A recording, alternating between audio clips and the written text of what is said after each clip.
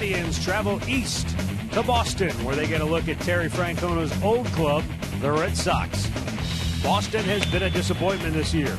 But you wouldn't know it by the offensive onslaught they laid on the Mariners the last 3 nights.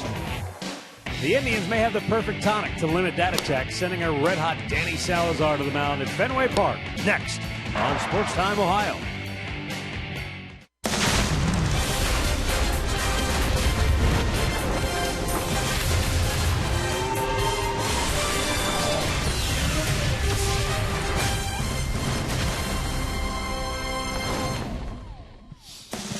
From Fenway Park in Boston, the Cleveland Indians make their first trip of the year to take on the Red Sox. It's a 3-game series, and it all begins tonight right here on Sports Time Ohio. Hi again, everyone. Matt Underwood alongside Rick Manning. Danny Salazar will start this series for the Tribe tonight, and maybe better than anybody else right now. He's throwing the ball exceptionally well on this Indians pitching staff. 4 out of his last 6 starts, he's only given up 1 run. Well, Danny's starting to get very consistent. You remember the first half of the year, he was a little inconsistent. He'd have a good start, a bad start, but he's putting it all together now. He's mixing in all his pitches. He's got a great fastball. That changeup has been devastating, almost unhittable at times. And when he can get it rolling, like he has been, he'll take you deep into the ball game. He doesn't give up many hits per 9 innings, and he strikes out a lot of batters. If he can keep the ball out of the middle of the plate, he will be just fine. He is making his first start against the Red Sox ever and in this ballpark, and he is 3-0 with a 1.23 ERA against the American League East. We'll see if that bodes well for Danny here tonight. 3 days ago, Boston Red Sox manager John Farrell revealed that he has lymphoma. He will miss the rest of the season. He will actually begin his chemotherapy treatments tomorrow. When we come back, we'll hear from Tribe skipper Terry Francona on how his former pitching coach is coping with his current situation. Cleveland Indians baseball is brought to you by W.B. Mason, the official office supplier of the Cleveland Indians. By McDonald's, I'm loving it. By your local Toyota dealers. Visit buyatoyota.com. Toyota, let's go places. And by the injury lawyers at Elk & Elk, proud sponsors of the Cleveland Indians. Call 1-800-ELK, Ohio.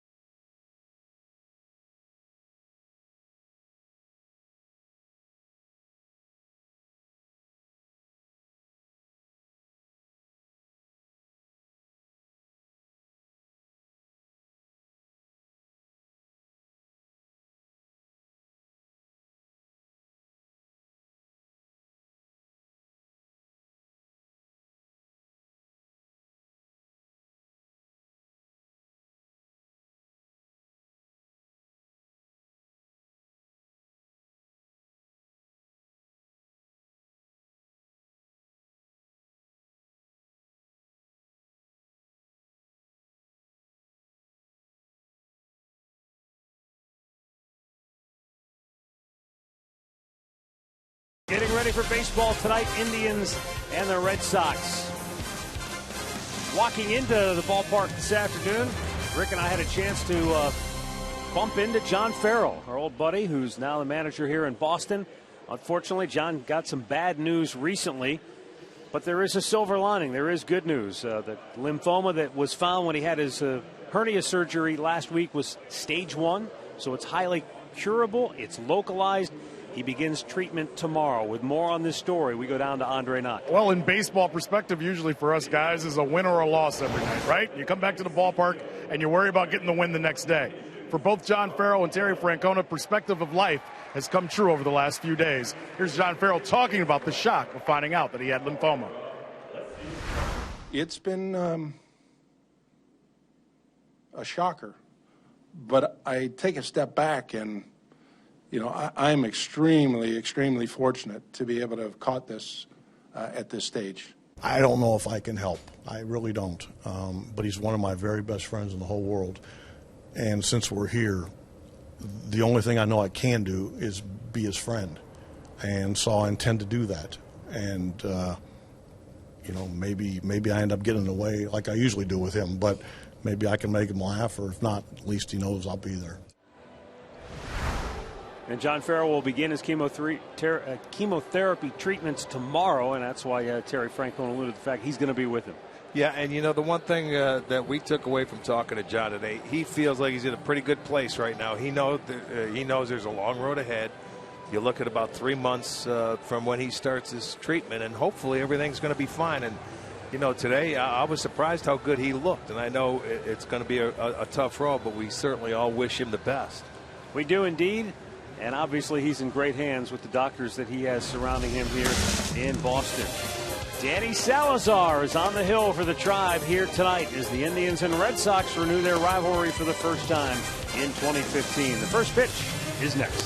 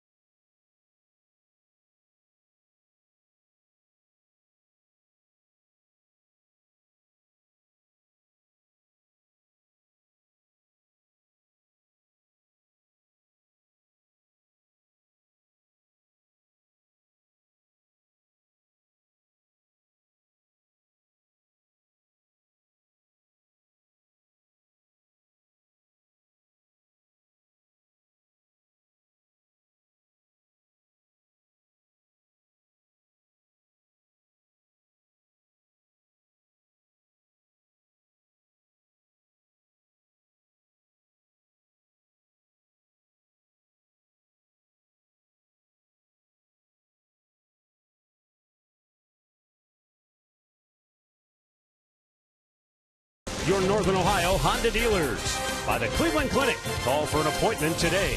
And by the game-changing all-new Ford F-150. The future is tough.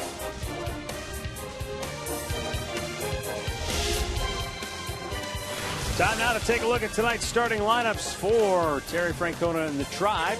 Starting lineup brought to you by Progressive Insurance. Jose Ramirez in the leadoff spot. Francisco Lindor bats second. Michael Brantley back in the lineup. He'll DH and bat third. Carlos Santana, Abraham Almonte, and Yan Gomes bat in the middle third. Then it's Lonnie Chisenhall, Jerry Sands, and Mike Aviles, who's at third base, batting ninth. And tonight's Northern Ohio Honda dealer starting pitcher is going to be Matt Barnes, who is making his first major league start. It's his 27th big league game. He played in 5 games last year and 21 this year, all coming out of the bullpen. He went down to AAA. He made 5 starts. It was 1-1 in 36 2/3 innings. So we'll see what he has to offer tonight. First time he's ever faced the Indians hitter.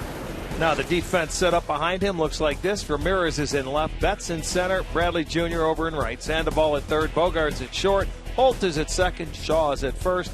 Hannigan is behind the plate. That defense is brought to you by Jeep. Mike Winters, the crew chief, will call the balls and strikes tonight. Mike McClinsky, Mark Wegner, and Marty Foster on the bases.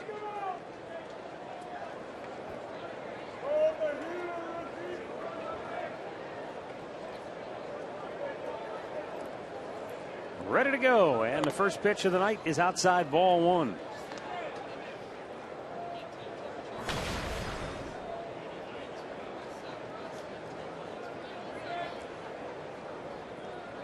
Barnes delivers up and away, 2-0.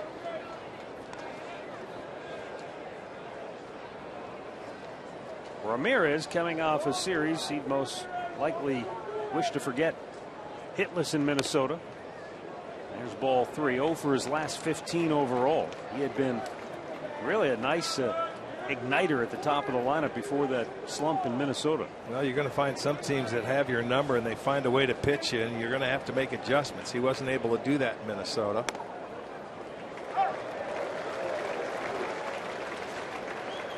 Three and 1 to count. I remember, where were we, in LA, where he walked all 3 games. Yeah. To lead off the game. He's got a 3-1 count here. All 4. The Indians get their leadoff man aboard as Ramirez takes his base.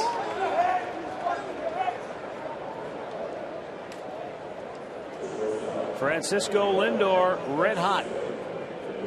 Arcia in the driver's seat shows you that Lindor, since the All-Star break, is tied for the league lead among rookies in hits in all of Major League Baseball. I'll tell you, that's pretty impressive. Sanchez, the second baseman with the White Sox, 32, but Gung with Pittsburgh having a nice year, and then Matt Duffy with the Giants. They found a diamond in the rough there. Toss to first, drives Ramirez back.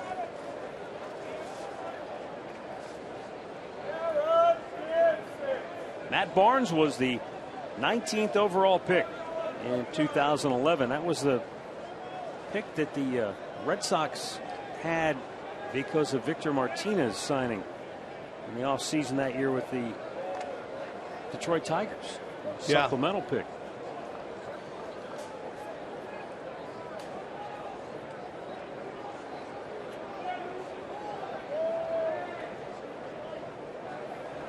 We have a few guys on this team from that 2011 draft. Oh, yeah. 4 guys. Runner goes, and a pitch is low. Throw down a second is not in time. Jose Ramirez with his 9th stolen base of the year. Well, he didn't waste any time. So they were throwing over for a reason. And he read them beautifully. He's going to get a good jump. The throw was a little high, but he gets in safely. So a good start. A walk, a stolen base. Now we'll see Lindor. Let's see if he bunts him over, as he has been doing early in ball games.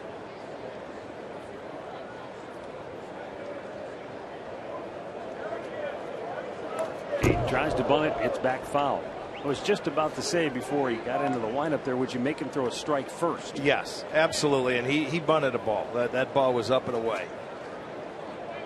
And this is a ballpark, and Francona's managed here for a number of years. You never want to give up an out in this ballpark, and the reason being is because you can come from behind. It's a great offensive park, and no lead is ever safe. Look at yesterday. Boston was down 7-0. Right. Came back and forced extra innings. Lindor squared early. And his bunt is perfectly to third base. Sandoval's throw is botched at first base by Tyler Holt. The second baseman came over to cover. And now that I'm looking at it, he may have gotten his glove tangled up with Lindor. Almost looked like it hit Lindor. Maybe it didn't. I thought the throw came down the line, and I'm not so sure that Holt could have made that play. Let's see if he, and Sandoval, very slow reaction coming in here. That was the only play. You knew he was going to bunt. There's the throw. I'm not so sure that ball didn't hit Lindor in the back, at the back of the leg.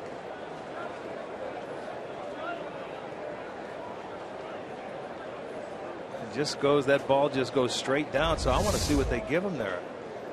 Got to be a base hit. I would think so. Most third basemen you see come in and try to make that play barehanded. Well, he plays so shallow to begin with. You know, he was playing in there before they even bunted. Well, they don't give him a hit. They call it a sacrifice and an error on the second baseman, Brock Holt. Okay, then they saw something I didn't.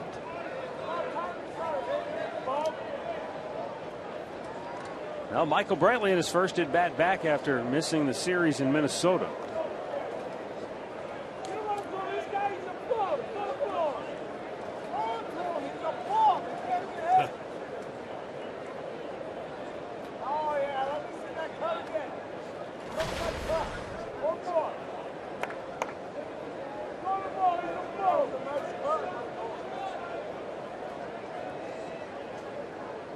First and third, nobody out. Indians trying to break it open early. Lindor takes off. Brantley takes. The throw is in time. Lindor's thrown out. One away. Well, obviously, they have times on this guy, and they feel they can run on him. It was a fastball that was a strike. The throw from Hannigan in plenty of time to get Lindor. So they were successful one time. They get caught the second time. So there's the first out on the caught stealing. For Lindor, that's the second time he's been caught now out of 5 tries.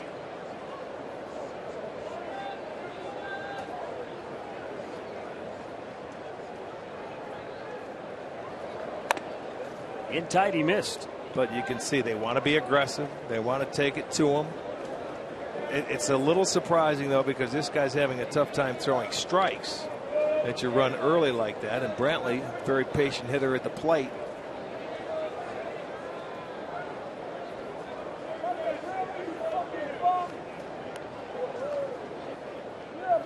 One ball, one strike, and the pitch is hit hard to first. Coming home with the throw is Shaw, and another out at the dish, 2 away. Well, there's the second guy thrown out on the bases tonight. And we're only in the first. Brantley hit a one-hopper to Shaw at first base, and he sees him coming all the way. He didn't start. You either go on contact or you wait. He waited. He did not go on contact because he stopped to watch the play. Watch him. And then he heads into home plate, and that gave Shaw time to throw him out at home plate easily.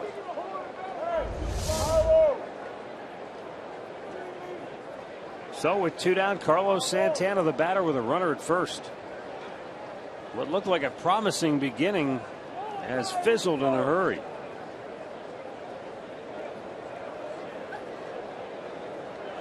And Brantley's off to the races, and this throw not in time. Brantley with his 13th stolen base on the year.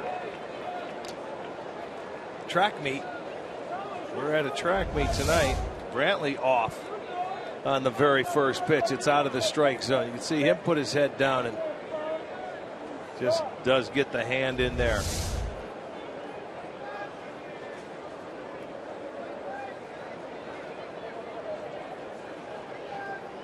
Torey Lovullo is waiting on his video replay to see if there was a challenge he was potentially coming, and now he goes back down and says no.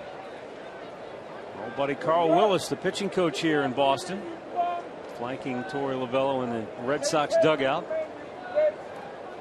Carl was in the Indians minor league system down in AAA before taking the pitching coach post here earlier this year. Now the 1-0 in the dirt. Nice smother by Hannigan.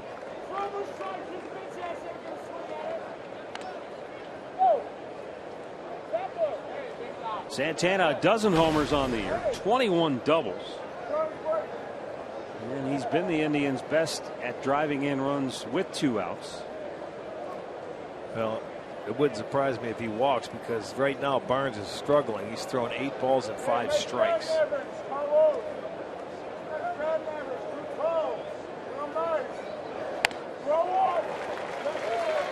off-speed pitch. 2-1. Santana with 17 two-out RBIs this year.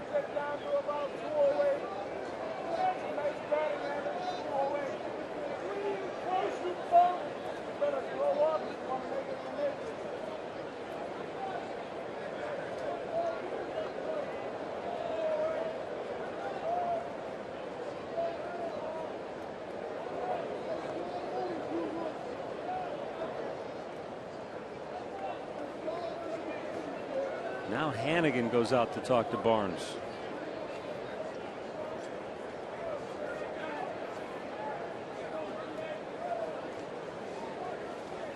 Might have been telling the rookie, hey, don't worry about him. Let's get the guy at the plate. You have your 2 outs. Your job, he's behind the hitter. He's having a tough time throwing strikes. You worry more about the base runners because they're running. Well, you can see they're putting pressure on him. They're making him think. But the catcher goes out and says, let's go. Focus on the hitter.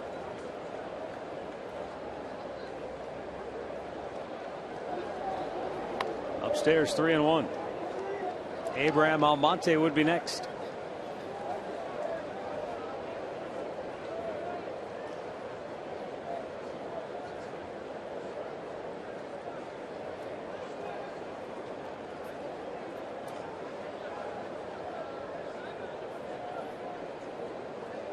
Matt Barnes deals, and Santana wails away at another off-speed pitch. Full count.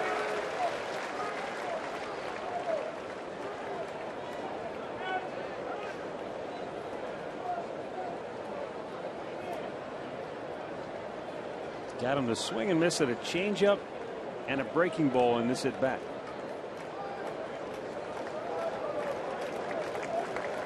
Brantley at second with 2 down on the payoff pitch. Is strike 3 called. He took a fastball to end the inning. Well, the Indians in part run their way out of the first. The Red Sox are coming to bat.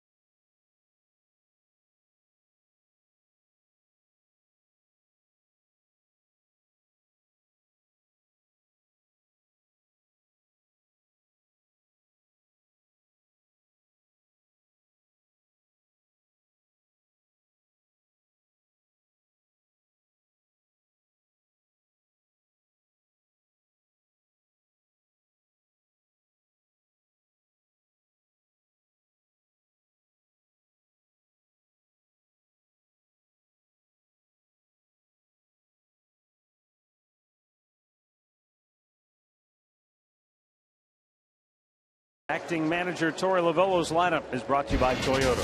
Mookie Betts leads it off, followed by Brock Holt.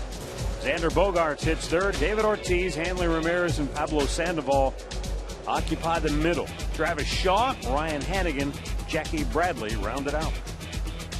Danny Salazar, a Northern Ohio Honda dealer starting pitcher for tonight. He is making his 22nd start, his first ever against the Red Sox.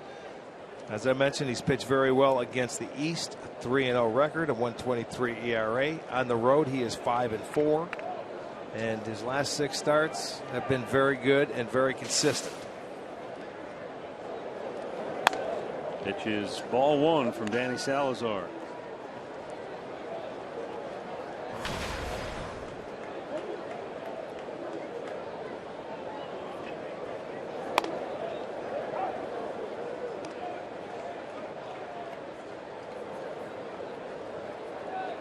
Mookie Betts was a 5th-round pick in that 2011 draft for Boston. Check swing foul back to the screen. He's joined in the lineup tonight by Travis Shaw, Jackie Bradley Jr., and of course the pitcher, Matt Barnes, all from that 2011 draft. That's pretty amazing. You know, coming from within, 4 guys out of the same draft, playing at the big league level. And also on the roster, Rick, you've got Blake Swihart and Henry Owens, also from that 2011 draft. Down on strikes goes Mookie Betts. Danny Salazar with his 152nd strikeout on the year. Let's take a look at the Indians defense behind Salazar tonight, brought to you by Jeep. It's going to be Sands in left, Almonte in center, Chisenhall over in right. Aviles gets the start at third, Lindor at short, Ramirez at second, Santana at first with Gomes catching.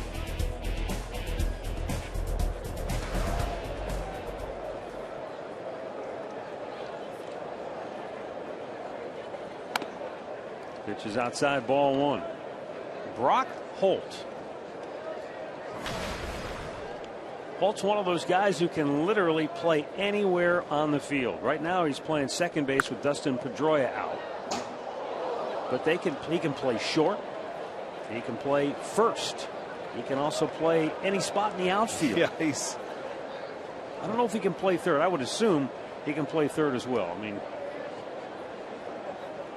well, he's played basically second since Pedroia's been out. But I mean, this guy is what an addition. He made the All-Star team this year.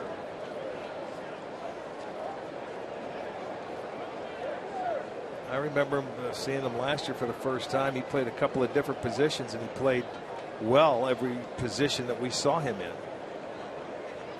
And you know, it's unfortunately we don't get to see the East or other teams out of our division, but one time, you know, you come to their ballpark once, they come to your park once, and here we are in the middle of August. It's the first time we faced the Red Sox. It's the last team in baseball that we played. We played a home and home with the Reds. We played the Pirates. Played all those National League teams. Right. Like first meeting of the year with Boston. And it's not the same Red Sox team, just like it's not the same Indians team that opened the season. In fact, Rick, these two teams are two of the youngest current active rosters in baseball. Arizona's the current youngest. Okay. Second is the Indians. Fourth is Boston. That does not surprise me. Yeah, major changes even since the with start of the year. 39-year-old David Ortiz right on their active roster. Fly ball left field. Back is Jerry Sands in front of the warning track. 1 down. 2 down, excuse me.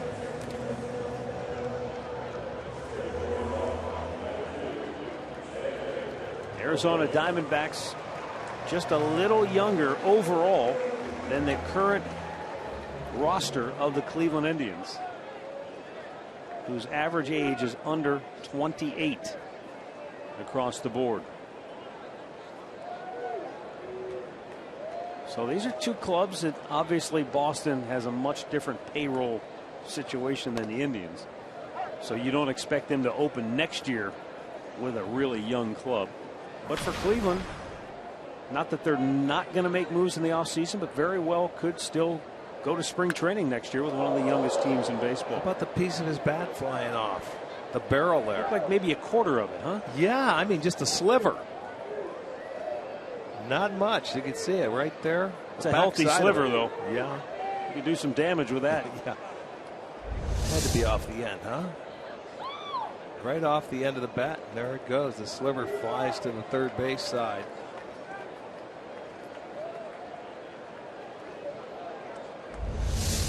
So Xander Bogaerts comes back with a new bat intact.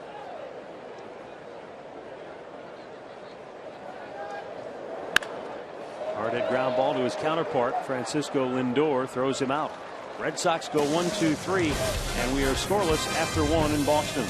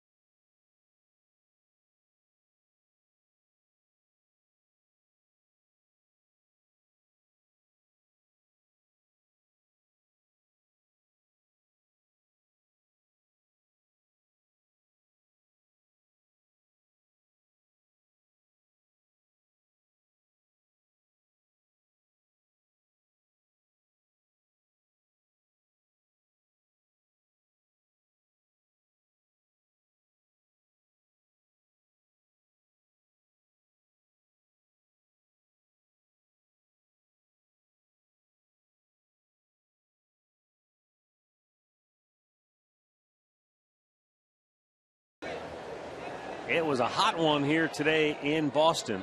Our window system's game time temperature 89 degrees.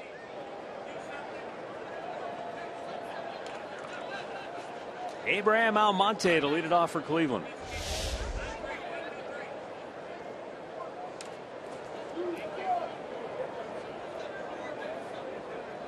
Up high, ball one. Matt Barnes was a little wild in the first, walked the leadoff man. And the Indians got a little help on an error. At least it was scored that way.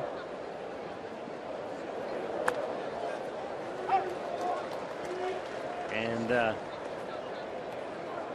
then they just ran themselves out of the inning.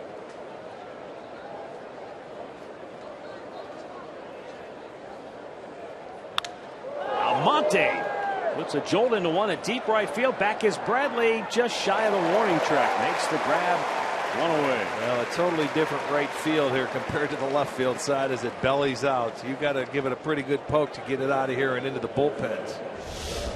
Yeah, you figure it's 380 yeah, straight away right much field. Much different, here isn't it? At Fenway.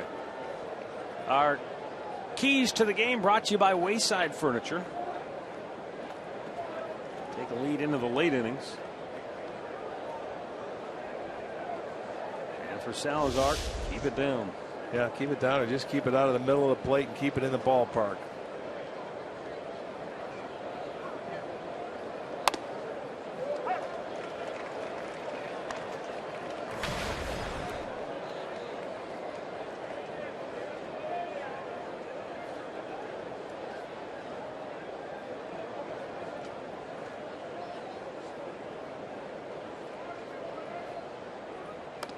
Yan Gomes looks at a ball outside.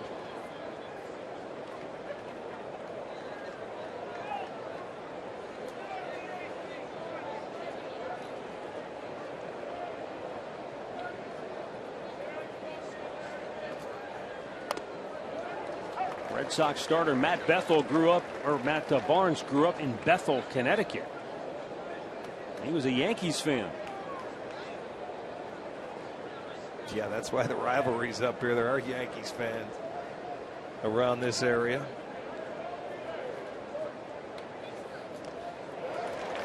And Gomes down on strikes. Another ball in the dirt. Can't lay off. That's been a pitch that he's had a tough time with it the last few days. Be the second strikeout. That breaking ball down. And boy, how word travels, how quickly it travels. With those scouts, it's a pitch right down just past home plate, and he swings and misses. 2 away for Lonnie Chisenhall.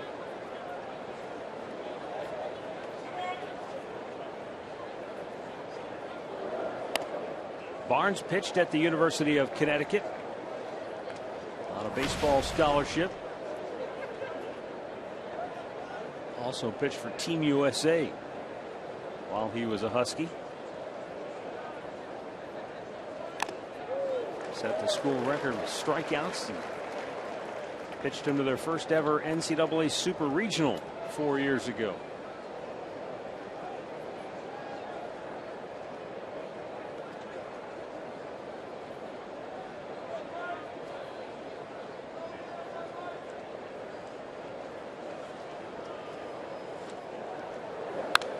Off the end of the bat, fouled back.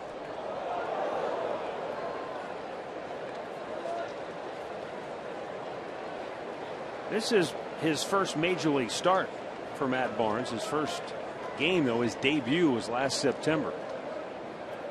And he had all kinds of family and friends here from Connecticut to witness that event.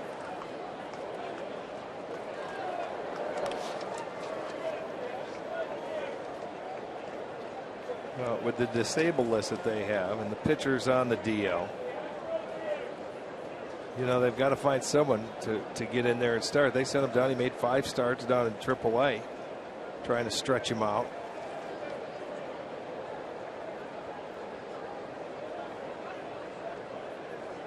Porcello, Stephen Wright. Out of play. Buchholz. You know, they need guys to start. Injury report brought to you by the injury lawyers at Okino. Let's have a look at what you're talking about. Stephen Wright with the concussion. Pedroia, Porcello, Uhara. Yeah, they certainly missed Pedroia here. It's his birthday today, as a matter of fact, turning 32. But boy, look at all the pitchers up there that they need help, and that's been their problem this year. A little bit low, full count.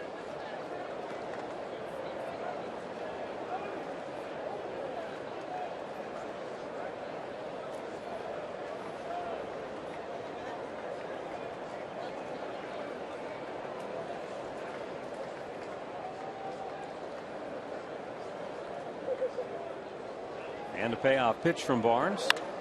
This fouled back out of play.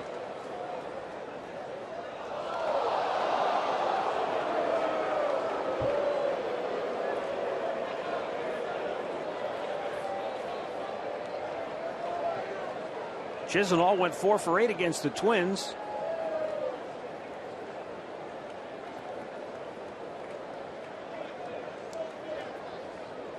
He's batted .364 over the 14 games he's played since he got called back up.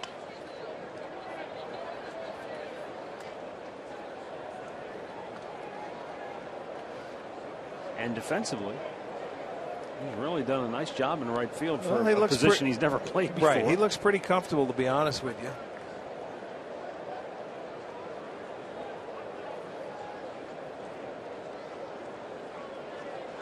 And the payoff again. Struck him out. Indians go 1-2-3. We'll go to the bottom of the second at Fenway. No score.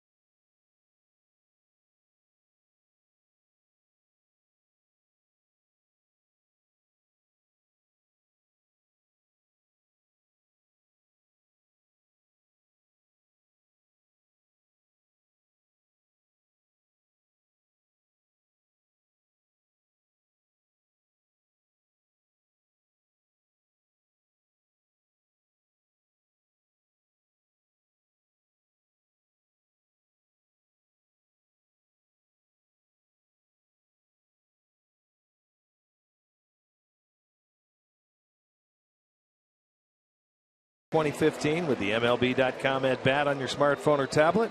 Stay connected with live radio broadcasts, stats, breaking news, and more. You can download MLB.com at bat, the #1 app for live baseball. David Ortiz will lead it off for Boston here in the second inning.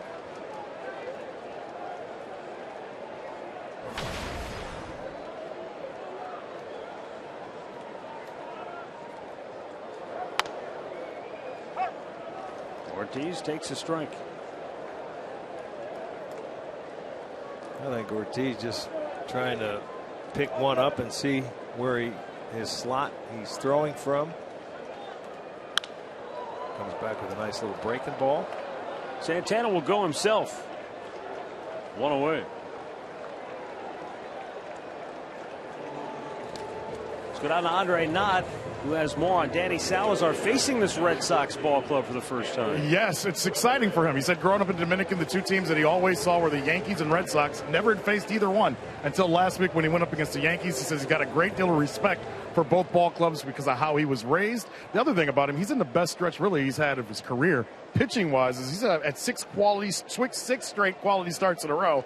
But the other thing for him, last start, he rediscovered that changeup split, and the strikeout came back, guys. He wasn't striking out a lot of guys before his last start. Well, that's true. But he was pitching to contact, going deeper. 7 1/3, just 4 hits, 1 run in his last start. The only problem in his last start, he walked 5 guys, but he had 8 strikeouts. In the start before that, 6 innings, gave up 1 run and 3 hits to the Angels. Oakland, 8 innings, 1 hit, 1 run. So he's been in a nice groove. Down the right side, but that's going to slice out of play.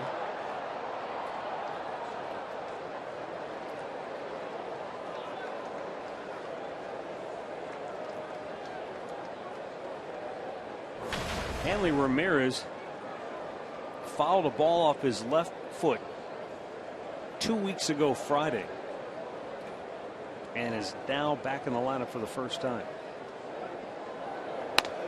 Missed outside. Well, he's back and he's playing left field and hasn't fared very well in this ballpark. And a guy that to me is always, for the kind of money he makes, injured an awful lot and misses a lot of playing time. Swung out and missed. Pulled off at 2-2. Well, the Red Sox coughed up a lot of cake to get him. 4-year free agent deal in the offseason. And he agreed to a position change, which is the reason that Boston brought him here. They had Xander Bogaerts. It wasn't like he was going to play short. Right. And they put him in left field, and by all accounts from those around the club, it has not gone well. 2-2. Low, full count.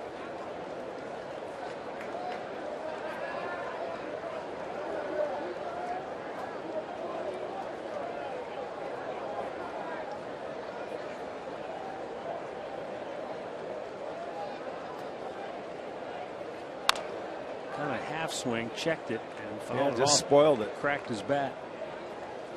You know, when healthy, Ramirez can hit. There's no doubt about it. Very good hitter, but doesn't have a position. Didn't play short, couldn't play short. Dodgers moved him out of there, and they sat him towards the end. Yeah, usually you've got an extra bat ready to go when you go to the on-deck circle. Well, usually the bat boys will get it because they're so far away here. Can't find one for him. Try this one.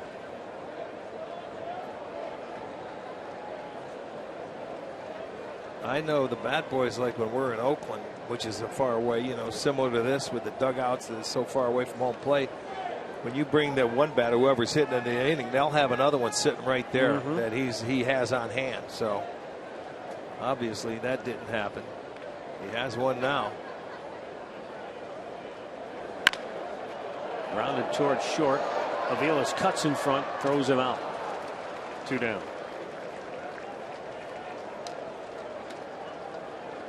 Stat of the game is brought to you by Buick. Last 3 games, Mariners, Red Sox, Boston abused them. They put up 45 runs against Seattle on 60 hits.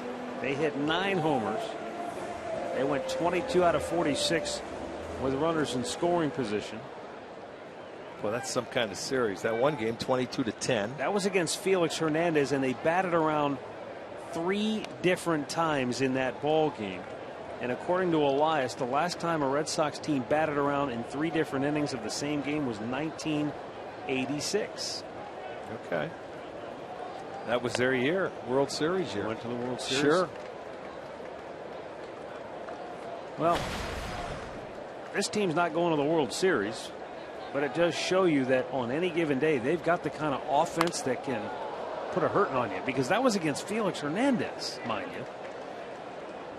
They knocked him out early and hung, I think it was 8 or 10 runs on him. Well, you see this ballpark, it can happen to anybody at any given time in this yard over the course of the years. Pablo Sandoval was a switch hitter, but this year batting from the right side of the plate got so bad, 2 for 41, that he just abandoned it altogether. So now he's strictly a left-handed hitter. Another huge free agent signing in the offseason that has really not panned out. No panda pun intended. Well, they loved him in San Francisco. They offered him. They made him a fair offer out there. He turned it down and hit the open market. And then blew up the bridges on his way out of town. Yes, he did. Scoop by Lindor, throws him out. Red Sox go 1-2-3. 6 up, 6 down for Danny Salazar. No score after 2.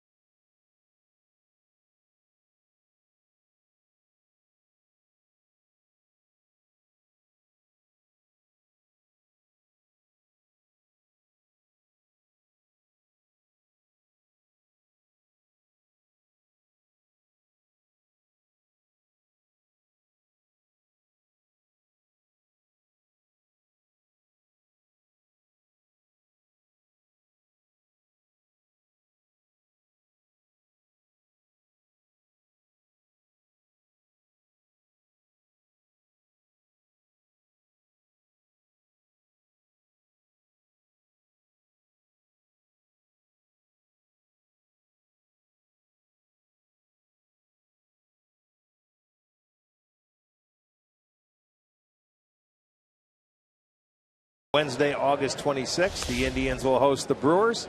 The State of the Tribe Town shirt was designed by a fan in an online contest earlier this year. You can go to Indians.com for your tickets.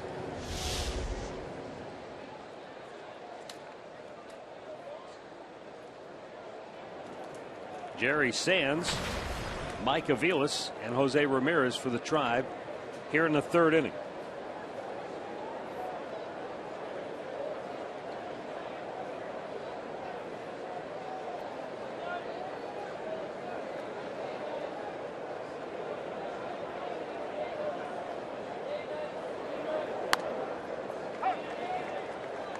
Sands takes a strike.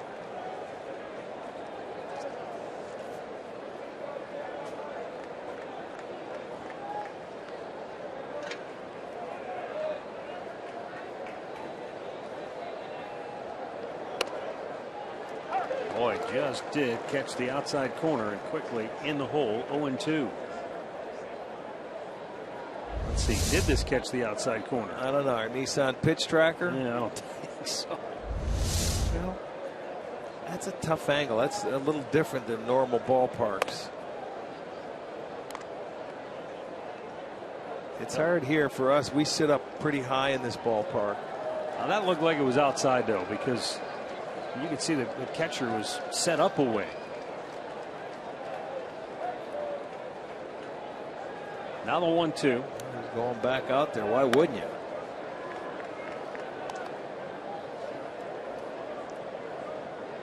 Jerry yesterday against Minnesota only had 2 at-bats. He singled and doubled.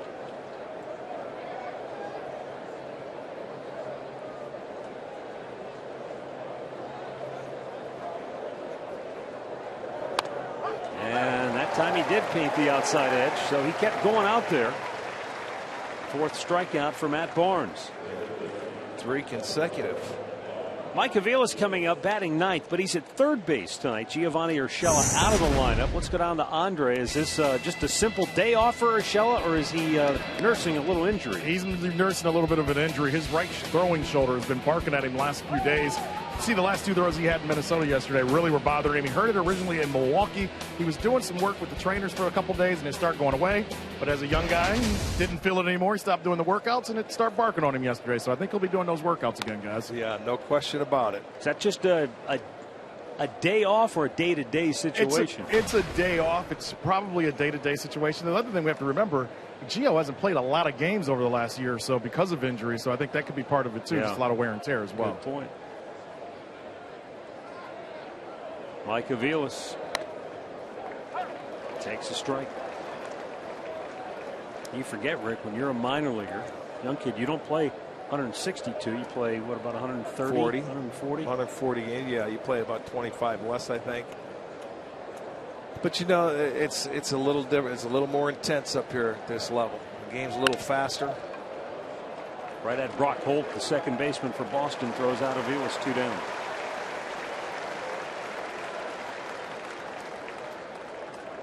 And we'll flip it back to the top of the order.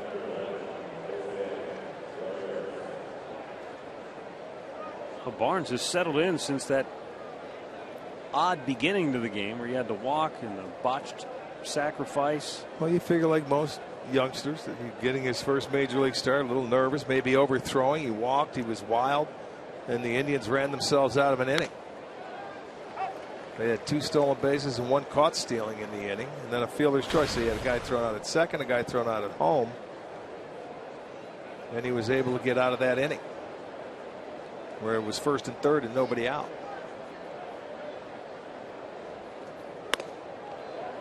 That one just missing outside. 1-1. Well, they come, they go. You get one, you lose one.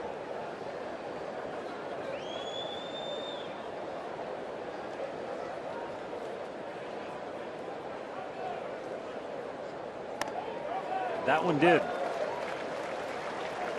Well, from what I can see so far, the first time through, he's a fastball, curveball, changeup guy. Not many changeups. Seems like he goes to that curveball more so than the changeup.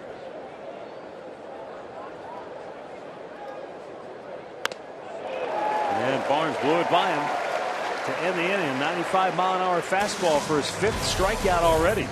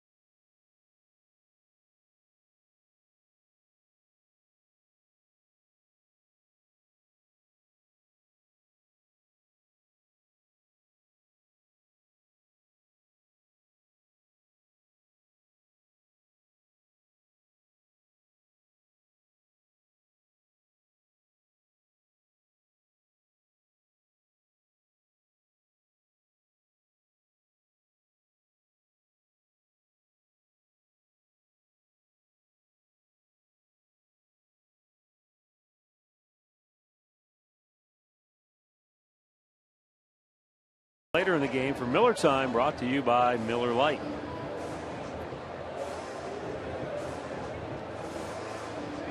Here at Fenway Park, no score. Bottom of the 3rd. Travis Shaw will lead it off for Boston.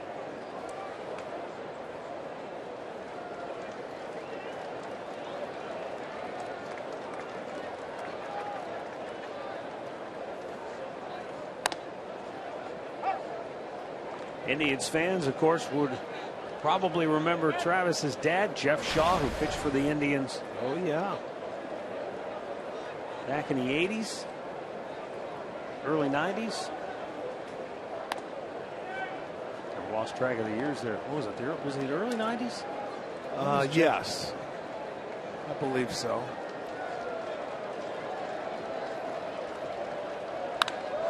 Shaw drives one deep right field and gone.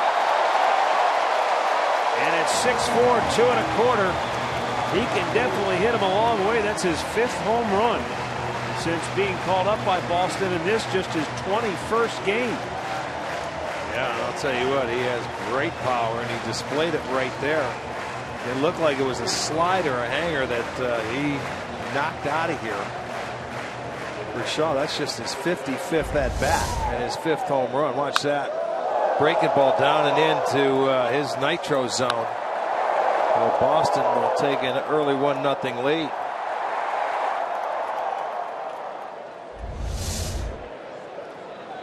'18th home run given up by Salazar this year. And a foul back into the basket, Gomes, by Ryan Hannigan.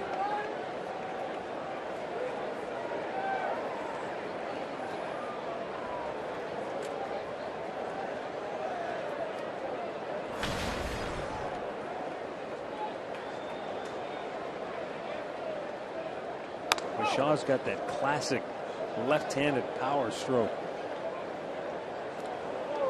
Slightly open, closes it up, and yeah. Long and through the zone.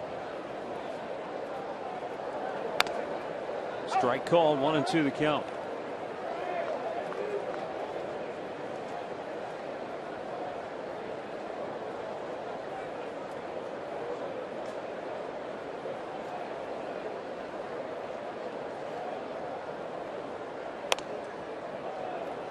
Salazar just missing. 2-2.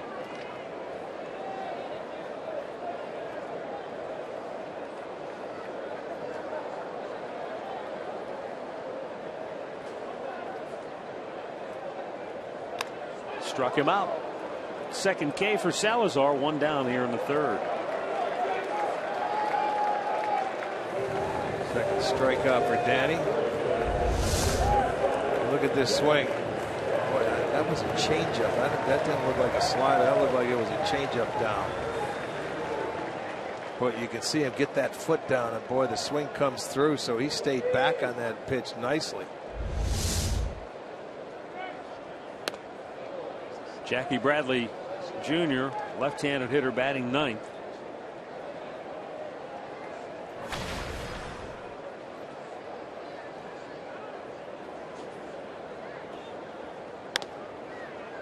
Outside corner, strike is called.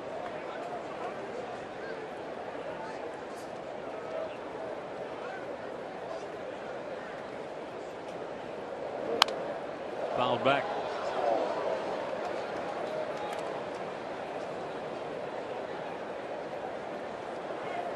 Saturday, Bradley became the youngest player in Major League history with 5 extra base hits in the same game. 3 doubles, 2 ding-dongs. That's impressive. That's we showed a shot earlier as he goes down as a strikeout victim. Kelly Shoppach did that, right? We showed it earlier.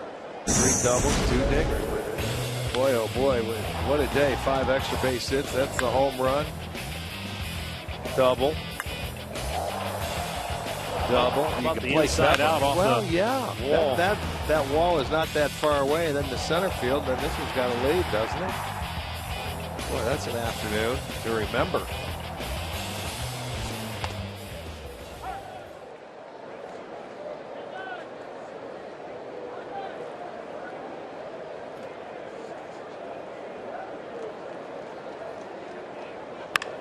Mookie Betts socks one into center field. Second hit of the inning for Boston.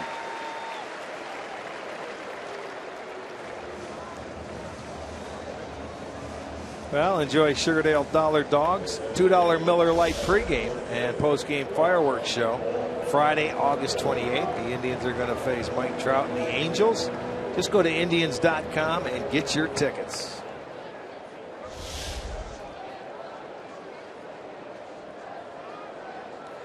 Now here's Brock Holt. Mookie Betts, by the way, 16 stolen bases on the year. Might be a chance or a situation where he's thinking about running. Salazar gives Gomes a good opportunity with that little, it's like a slide step. 16 out of 20. Where the Indians were on their track meet for Barnes, he's about 1.4 to home plate, and I believe Salazar's got to be about 1-1. Outside corner, strike, 1-1.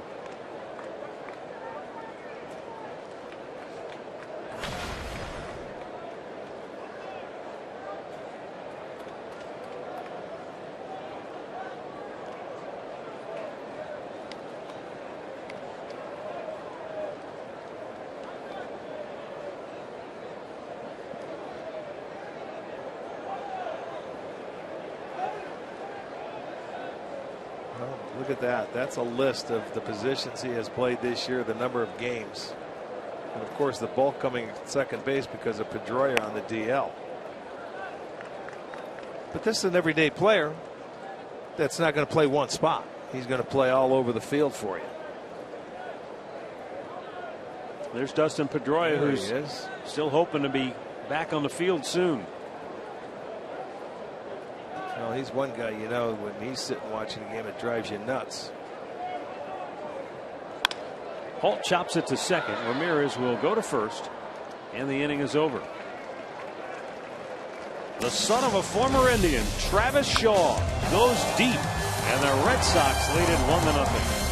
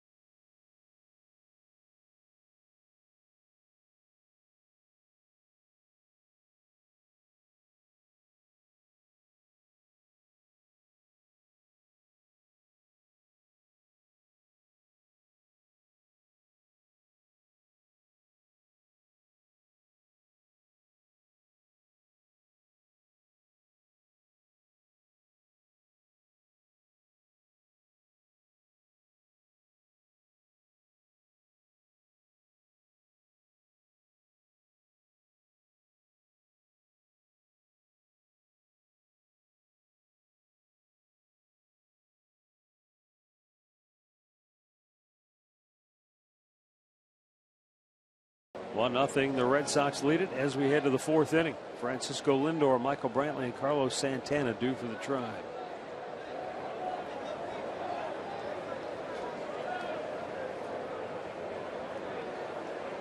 In on the grass at third is Pablo Sandoval.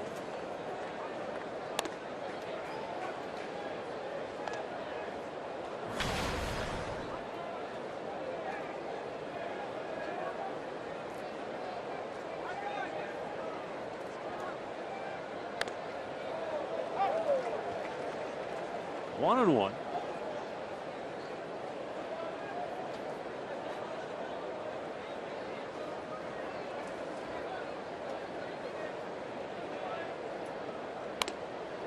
Back-to-back hooks.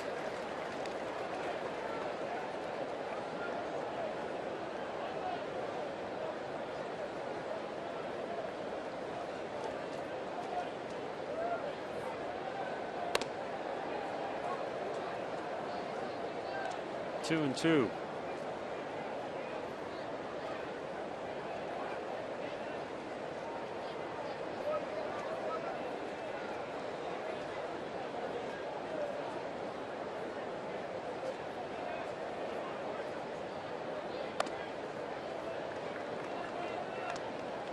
95-mile-an-hour fastball, but off the mark with it in a full count.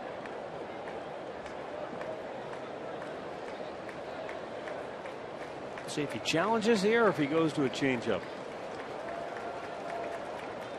He's had success with the off-speed stuff here early.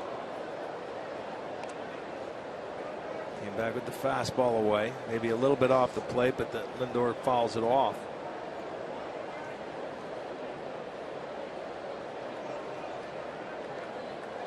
Well, you better pay attention as a fan here. You are right on the action.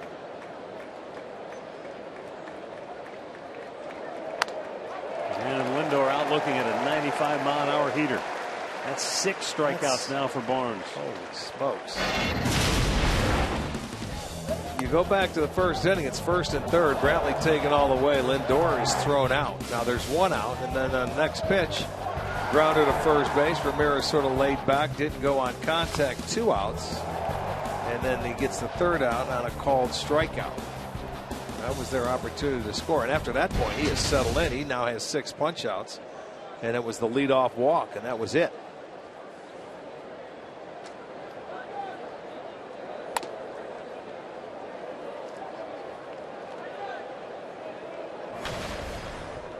He's retired 9 in a row as Michael Brantley steps in here.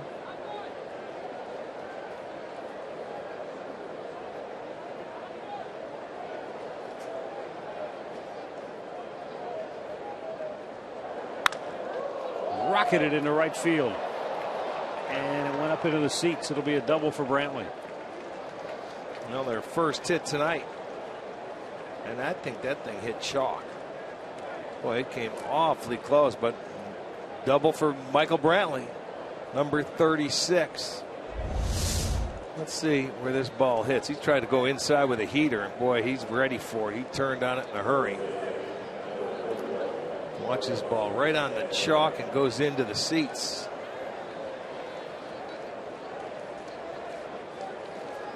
Runner in scoring position now for Santana, who was called out on strikes his first time up. Double number 36 for Brantley, who leads the league in that category.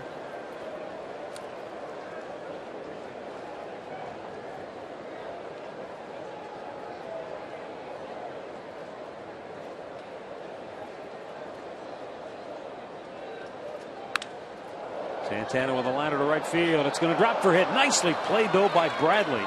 He goes all the way to third with his throw, where Brantley is in easily.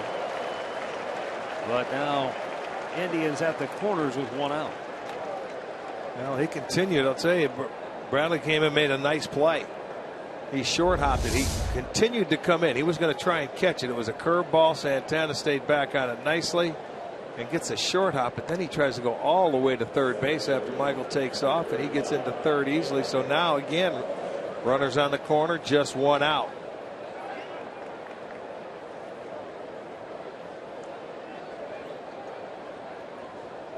First and third for Abraham Almonte, who drove a ball to deep right his first time up. And out goes Ryan Hannigan for a chat with Matt Barnes.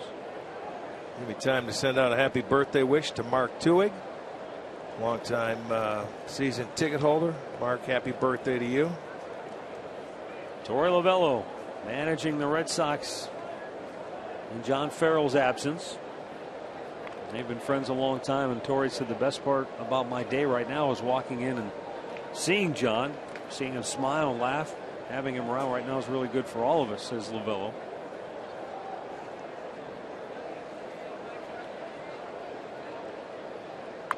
Almonte with a bunt, and it can't get scooped up by the pitcher Barnes. He got his glove on it, but it didn't stick, and so scoring on the play is Brantley. Santana to second.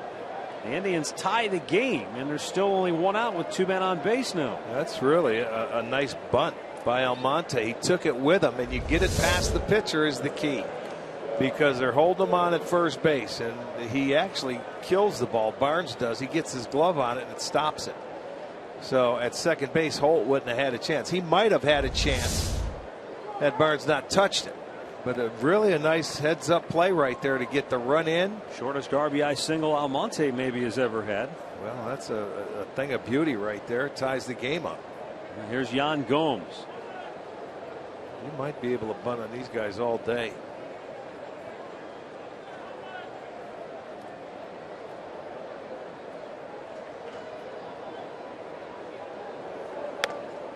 Outside ball one.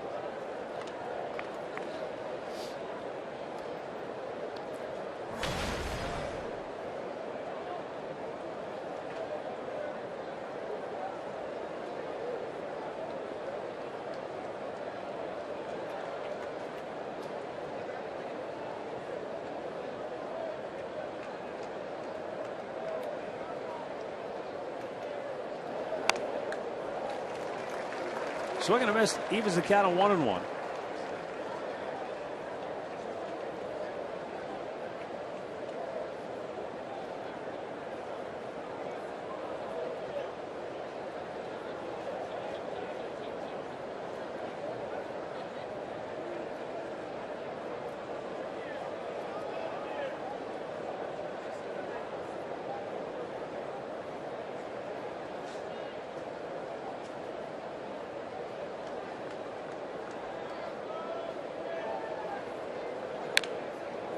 Fouls that one off. Falls behind on the count, 1-2.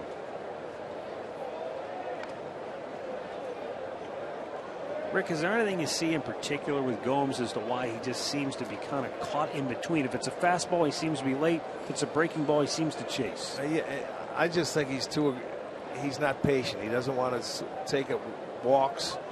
He's just over aggressive. He's swinging at everything. He's trying to hit his way out of everything instead of just relaxing, being a little more patient. And sitting on one pitch. If the guy hits with a pitch, he hits with it. But he's chased a lot of breaking balls down and out of it. Oh, and he tried to nail the outside corner there. I would have went right down with another breaking ball in the dirt. He's been swinging at that a lot. It seems like he's swinging at everything.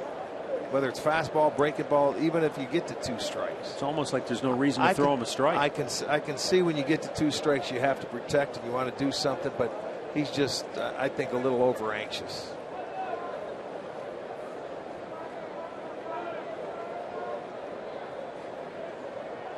Two. Lays off that time, full count.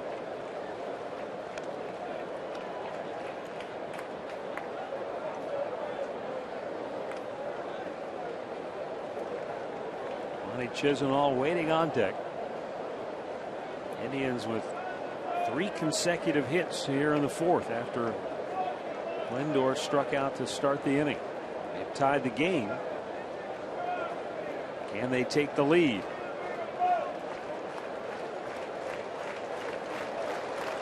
Barnes with the 3-2. Foul back. Yeah, they didn't have a hit until this inning, the Brantley double, and now they have 3 straight and a full count.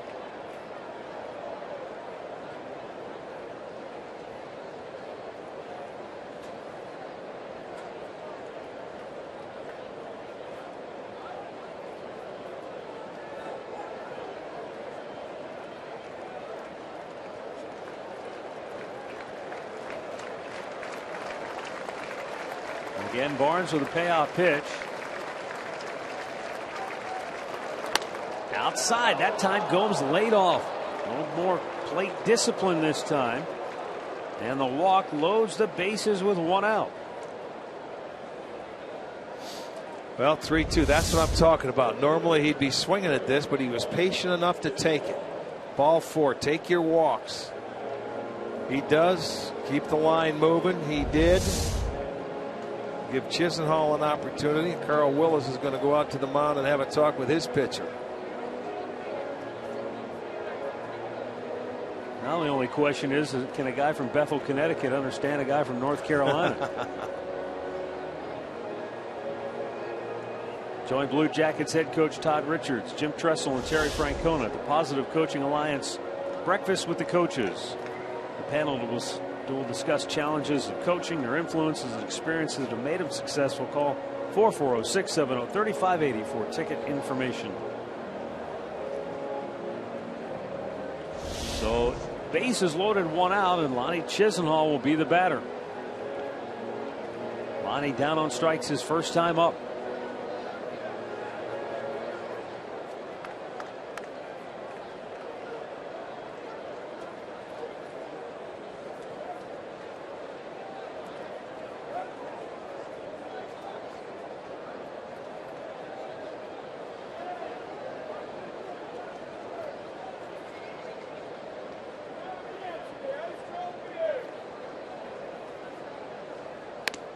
And Lonnie takes the strike.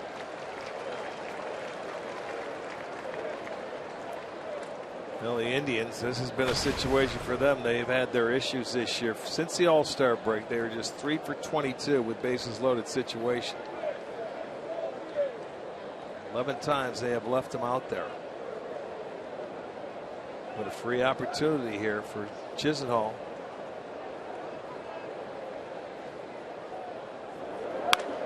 Late, and it's fouled off to the left.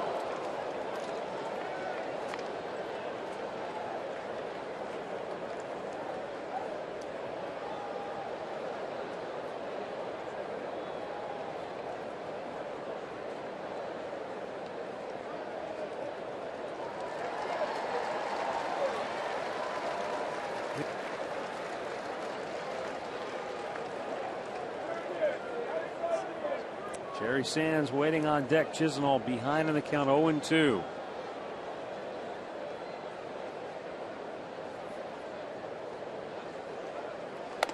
Up and in.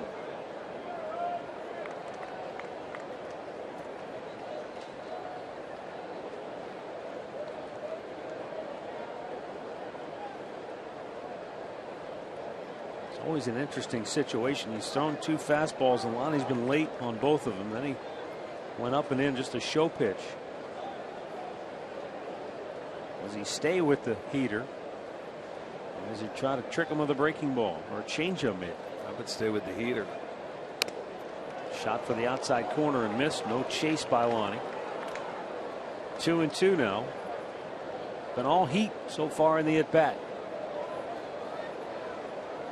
To me, that's the easiest pitch, to control is the fastball. He's fouled it off, but you have to hit your spot. You can't nibble. You gotta make a good pitch down and away. You're looking for a ground ball.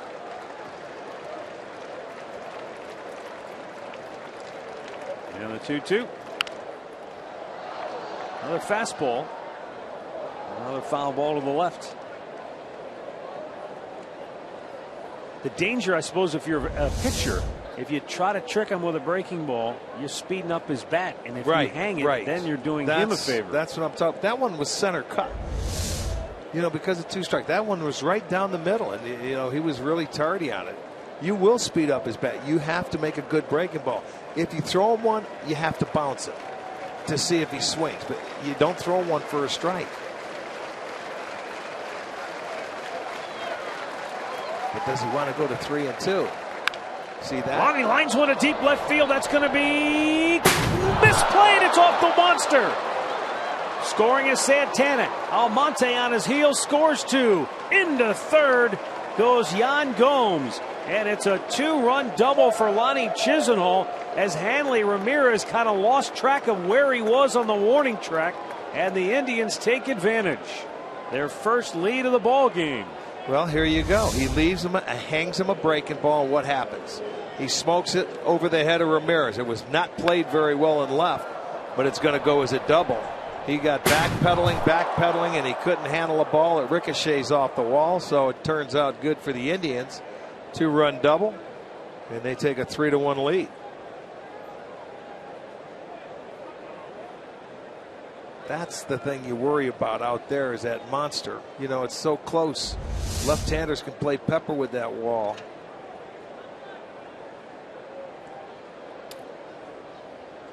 And then Jerry Sands gets knocked back off the plate. Well, Ramirez never turned to go to a spot. He just was drifting on that ball, and he never got to it. No, you can't backpedal. Not here. If I was him, I'd play deep. Play back towards the warning track, because then anything over your head, you can just turn around and play it off the wall. And you wouldn't have to go back on it like he did there. Yeah, if you play on the warning track, it's still going to be tough to bloop one in on you. Especially when you're not an outfielder. It's so much easier to come in than it is to go back.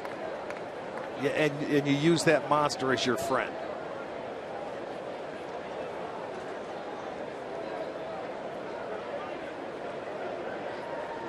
Three runs home here in the fourth, as the Indians have come from behind to take the lead, immediately answering the run Boston scored in the bottom of the third.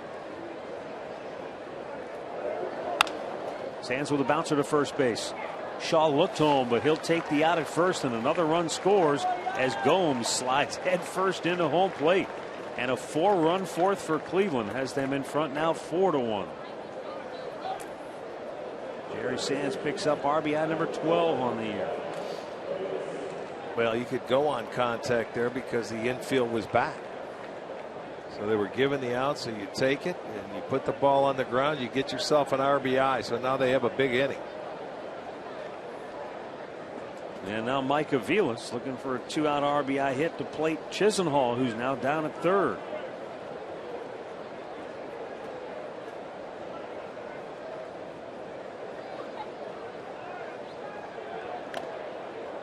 Yeah, check swing and a foul by Aviles.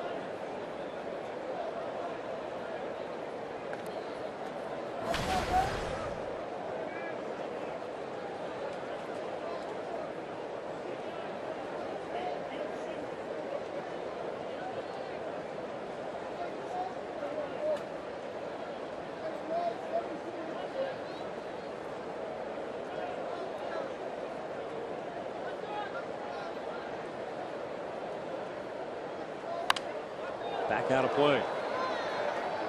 Barnes nearing the 75th pitch of the night. This will be it coming up right here. 2 out in the fourth.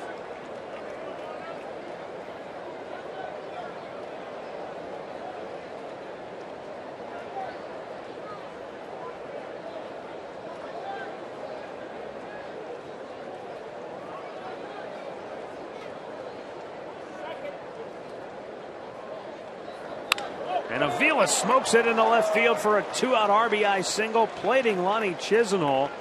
And now the Indians have come back with 5 in the fourth. 13th RBI of the year for Aviles. And oh, those 2-out RBI hits are delicious. Yeah, thing of beauty. Just keep it going. He left one middle of the plate. Mike Aviles took advantage of it. 5th hit in the inning, or 5th run. Well, that's a nice inning.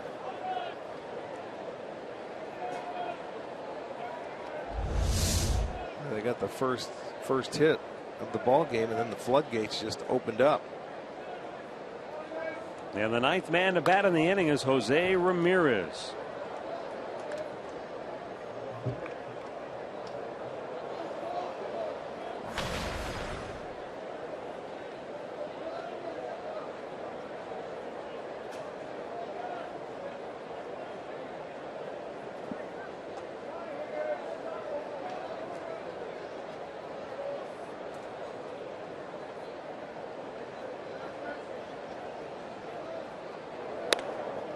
Takes outside, 1-1.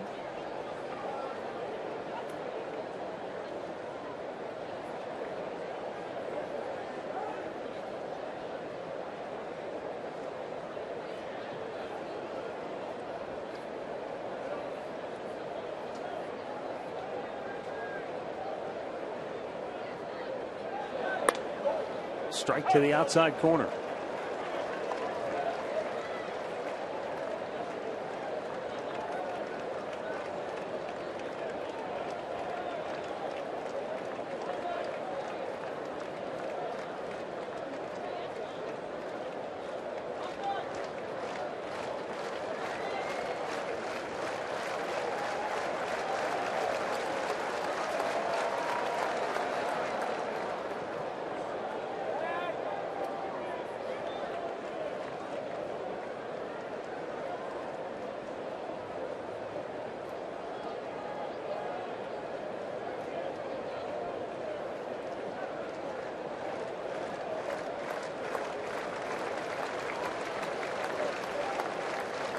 The 1-2 and a foul back.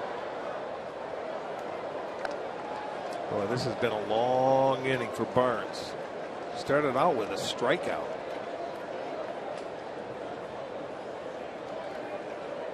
And then 3 consecutive hits, a walk, a double, and this will be pitch number 35 in the inning.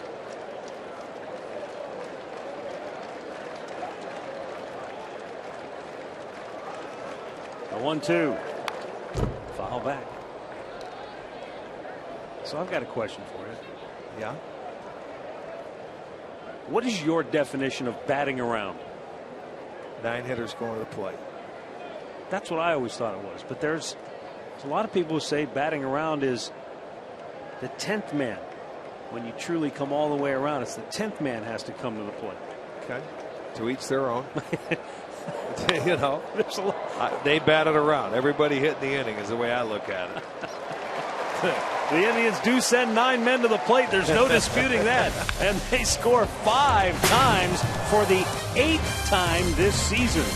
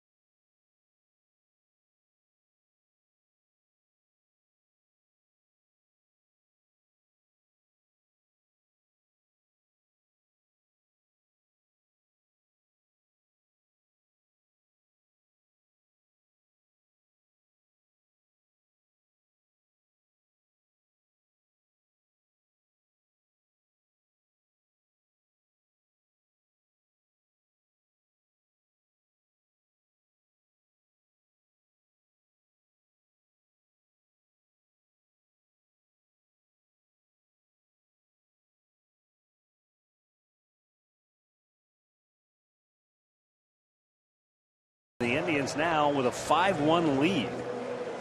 And Xander Bogaerts is going to lead it off for the Red Sox. Bogaerts is the subject of our Levin Furniture player profile, the 5th player from Aruba to play in the major leagues. Hit almost 300 a couple of years ago in the postseason. Ponsoon or Ponson there? Sidney Ponson. Remember him pitching for the Baltimore Orioles? Right. Yeah. Played for Bert in the WBC a couple of years ago. Bert Blyleven.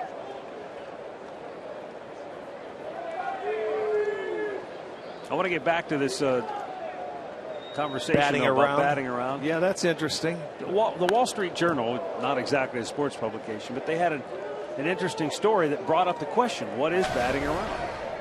And I never realized that there were 2 distinct camps, 9 versus 10. Well, yeah.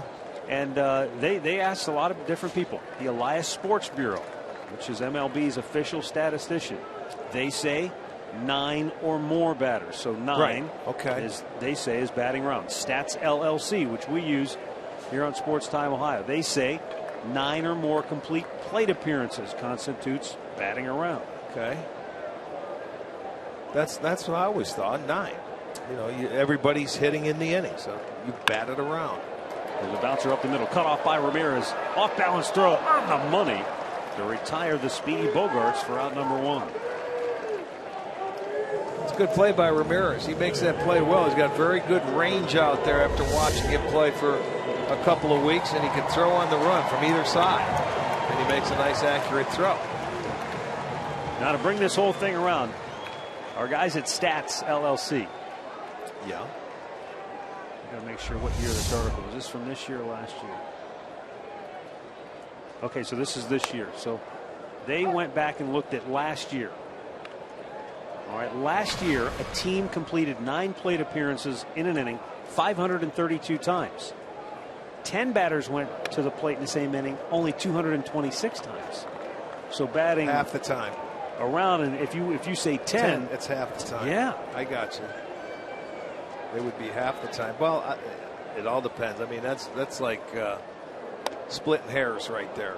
And there is no official stat for it, so there is no real true official definition. See, we're getting carried away with the stats. It's fun. When 9 guys bat, let's go. It's through the lineup one time. That's, I mean, that's always the way I looked at it as a kid growing up. There's a ball hit hard to left. Back to Sands. Onto the track. He pulls it down easily. 2-away. I want to leave you with this, though. John Thorne, who is an official historian, says, quote, "The derivation of many of our baseball terms is cloaked in fog." I love that. Derivation mean? In other words, how we came up with I just these wanted you to okay. explain that to me. Thank you. Let's get in baseball lingo, will you, please? What was his name? John Thorne. Hey, Sir John. John Thorne. Yeah, hey, John. Speak English. So John didn't really say it was 9 or 10. No, they just, and that's, I think what he was getting at is the problem with a lot of these terms is they come from so long ago. Nobody knew where they started, the origination of them. And well, to start now, let's just stick with 9. STO is going to say 9. It's going to be hitting around. That's STO's version, and we're sticking to it.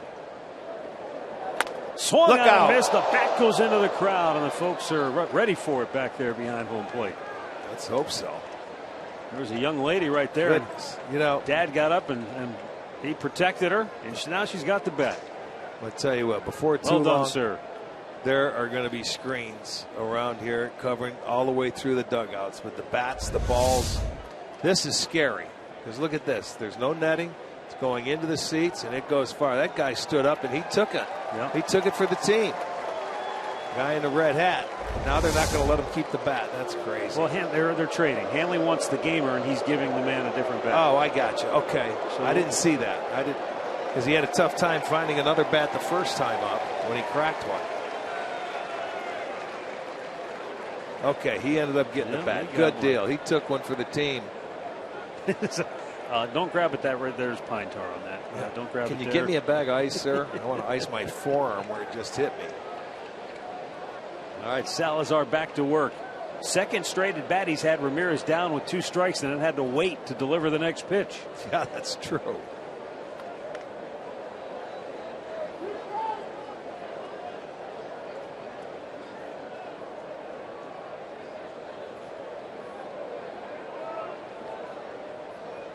And we're still not ready.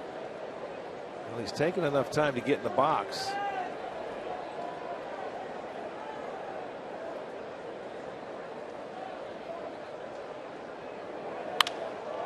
Off the end of the bat to right, in comes Chisenhall. And Salazar flies through the 4th. 5-1 Cleveland.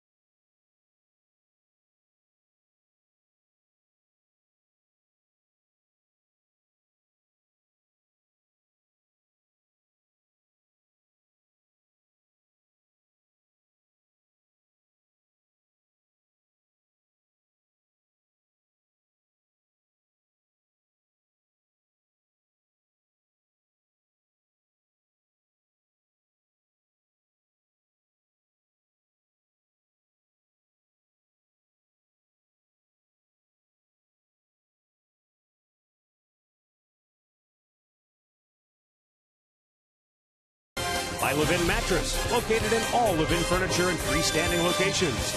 And by AT&T UVerse, has more channels on the go than cable.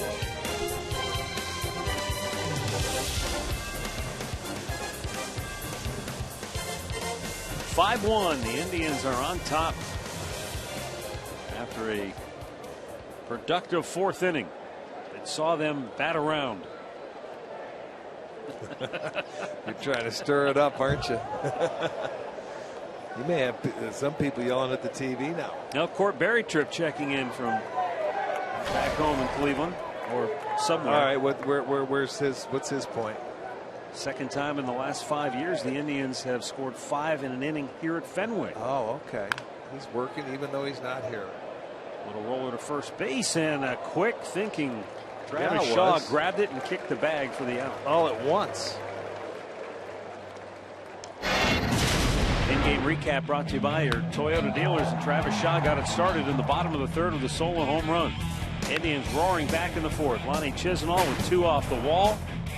Jerry Sands had an RBI ground out. Mike Aviles a 2-out RBI single. And 5 runs later, the Indians have regained or had taken the lead for the first time tonight.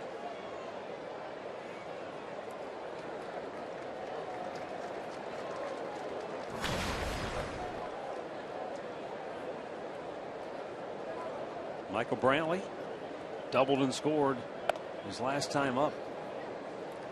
Yeah, he tried to throw, Burns tried to throw him a fastball by him inside, and Brantley turned on it.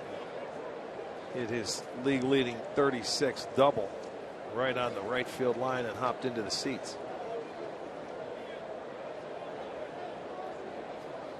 Good to see him jumping right back in the lineup and swinging the bat well.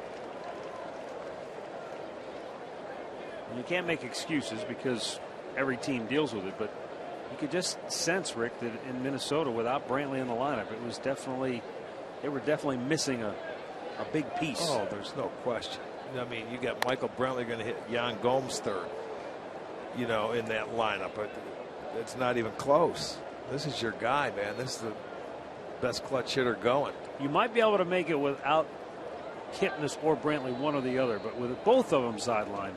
Well, you know, now the next question is, you know, he wants Kipnis to DH too. How long does Brantley have to DH? Can he play left tomorrow? Can Kipnis come off and DH tomorrow? That would be nice to have them both back. I'll bet Andre Knott's got some thoughts on that subject.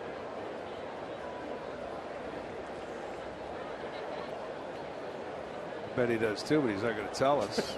He's keeping it to himself. Yes, he is. He said, "I'll tell you after the game." Okay, fine. Here's a 3-1 and a foul back out of play. I think he lost his voice. Thanks, Andre. Hello, is anyone home? Yeah, there you go. There it is. All right, it's going to come down to Michael Brantley and his throwing shoulder because he threw from about 90 feet today. He says everything feels great after getting a shot over the weekend.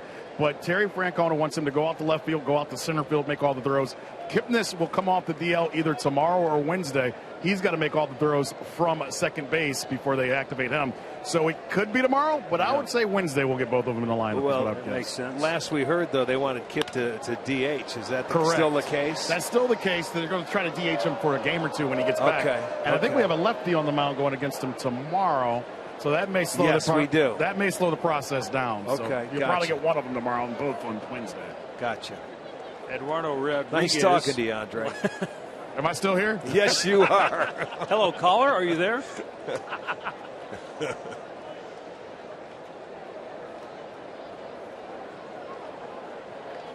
Matt Barnes, 90th pitch of the night. And Brantley swings and drives it to left center field.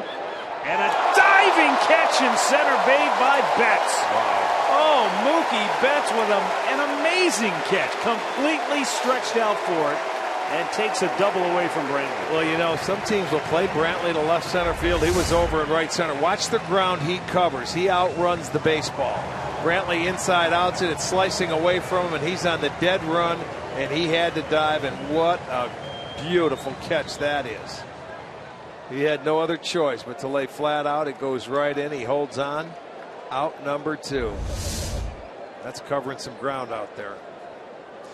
And you know that's where you pretty much shade everybody in this ballpark, because you favor that 420 corner in center field, and it's a bigger right field. So you use that wall as your friend for anything hit in the left center or driven.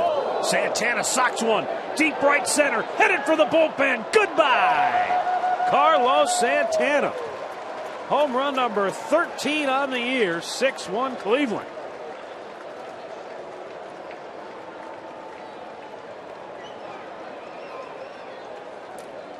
So just as Betts made a highlight reel play to save a double, nobody can catch this one.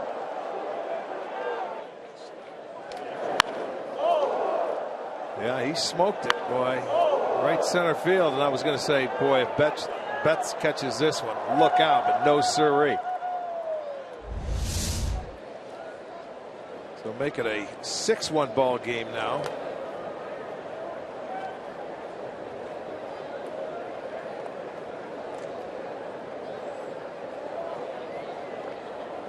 In a few weeks since Santana's gone deep. That series out in Oakland. Almonte shoots one down the line, but looking foul.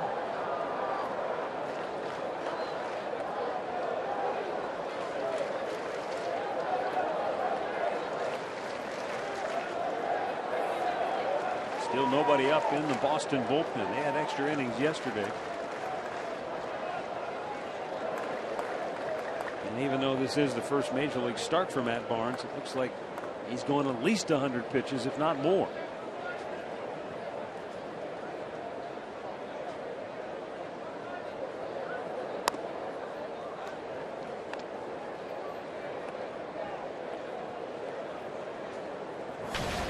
He's kind of doing it the hard way. The pitchers always say it's easier to go from starter to bullpen than other way around.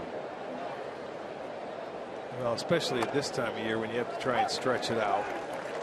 You know, if you have to do something like that, it's so much easier at the start of the year, spring training. And then the guy that's his arm stretched out, he can always go in that bullpen and air it out. Well, at one point, Matt Barnes had retired 9 in a row and had struck out 6 out of the 9 hitters. And then second time through, the switch got flipped.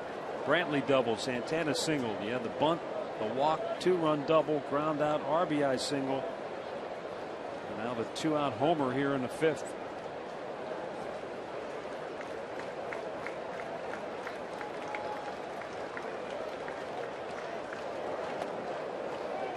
Yeah, now he's trying to throw that curveball because they've been jumping on his fastball, and it's not there. He was nice and relaxed with it earlier. After that first inning, he settled in with, and he was throwing some nice curveballs. Now, looks like he's trying to overthrow it.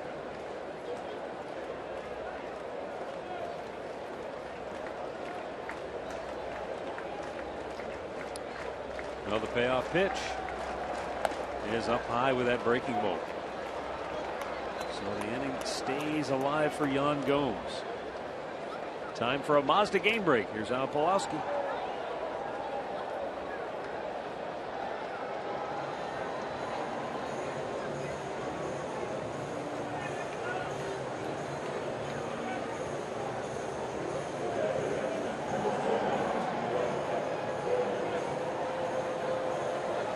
Yeah, they jumped out early to a 3-0 lead. Then Minnesota took the lead. Now New York has the lead back. Carl Willis is going to make his second visit to the mound as the Red Sox bullpen finally gets some activity. Yeah, they have to get somebody rolling now. They send the catcher out, and then Carl takes the slow walk out there to slow it down. You'll see the umpire going out there in a hurry. Heath Embry is the right-hander getting loose for Boston.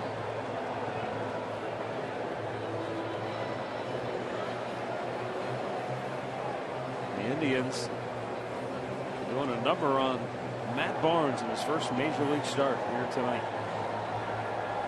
And Boston came into tonight as the team on the offensive roll. The Indians had done nothing over the weekend in Minnesota offensively, especially the last 2 games. They scored 1 run in each of their last 2. Red Sox had scored 45 against the Mariners over the weekend, and Danny's saying Salazar has shut them down. Yeah, so far.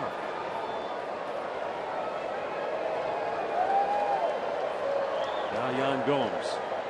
Well, like we talked about, as a team, when you come into this ballpark, you want to continue to add on and score, because 6-1 is they're still in the ball game. Doesn't matter who's pitching.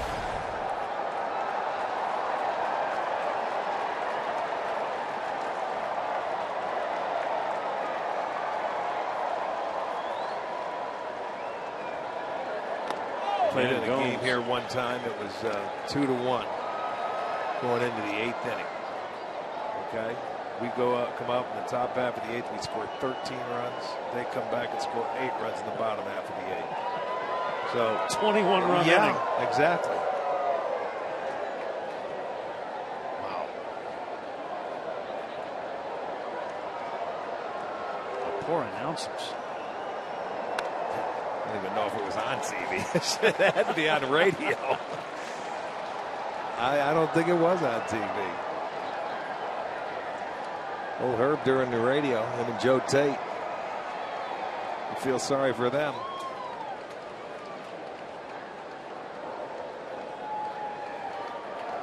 And back then, probably one pitcher wore it the whole inning. Don't remember. Not like you had a 7-man bullpen to go through. The 0-2 gets away from Hannigan. Down to second goes Almonte, and he speeds around the bag, puts the pressure on, but Hannigan has the ball. I think it's a wild pitch. Yeah, looks like it. Yeah, backhand. You see, he had to try to backhand that ball, not getting in front of it. I love that hustle, though. I mean, if the guy kind of just takes his sweet old time, and you just keep going. Turns his back and doesn't pay attention. Now the 1-2. Gomes chases one on the dirt, and the inning is over. Carlos Santana extends the Cleveland lead by extending one into Boston's bullpen.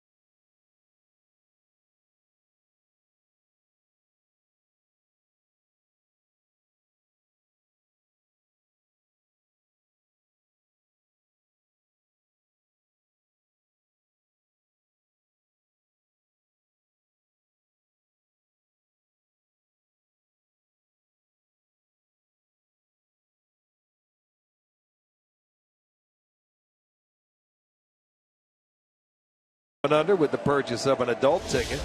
Kids tickets located in the new family deck out at Progressive Field, home to the expanded kids clubhouse. Go to Indians.com.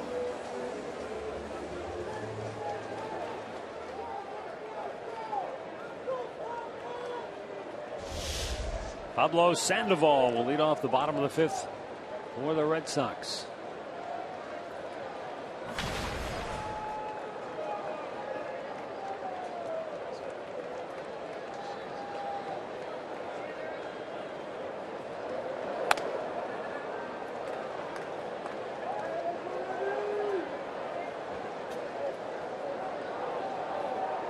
Danny Salazar has given up just 2 hits.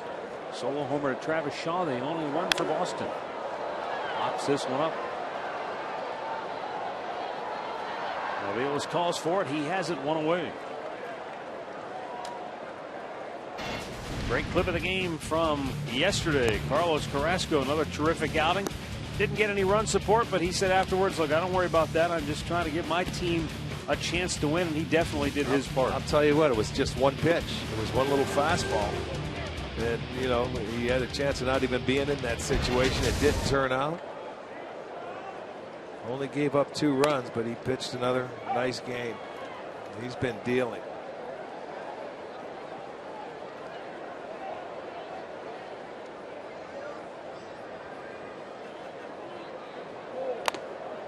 Swing and a miss. Travis Shaw with that home run his last time up.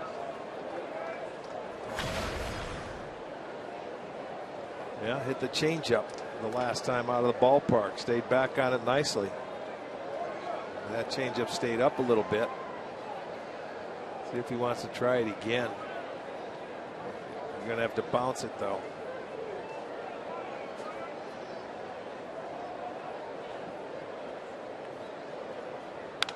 Foul back.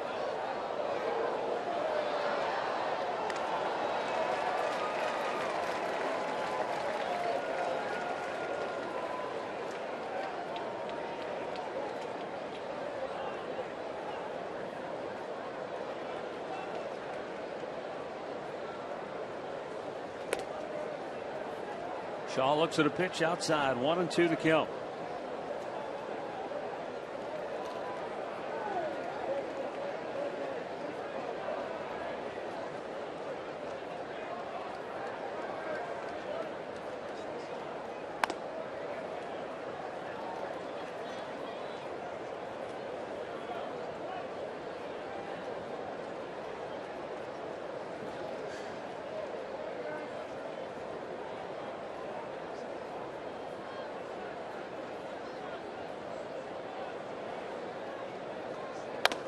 Just missed. Wow. Good looking pitch. Yeah, it was, and he's not letting up. He's getting after him with all fastballs here. Going inside. It had plate. Don't know if it was high.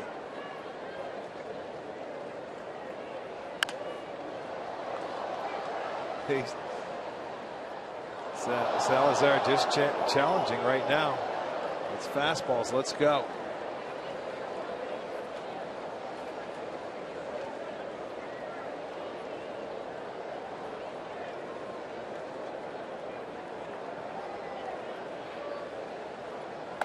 Swung on and missed. Danny Salazar with his 4th strikeout of the night. 2 down in the 5th inning. Well, this is a great spot for a left-handed hitter. They've got that low zone where they can hammer it, but you get it up there, tough to catch up to. Well, it's our Circle K strikeout too. And did you notice he took the one before that? That was up like that. That was a much better pitch. You get to 3-2 and he swings at that one. Probably yelling at himself all the way back to the dugout. Could have been on first base, but Salazar didn't let up on him that at bat. It was all fastballs.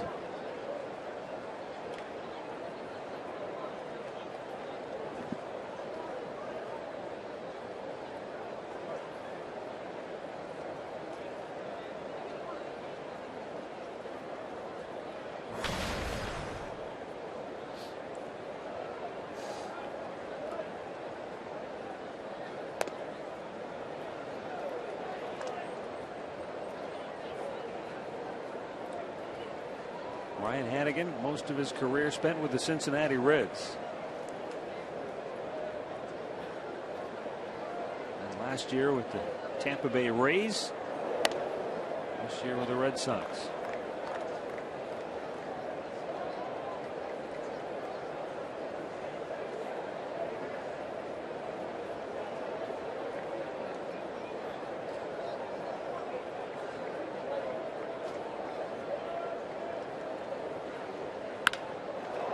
To center field. Almonte Adam played perfectly. Danny Salazar Clipping right along. He's set down 7 in a row with 4 strikeouts on the night.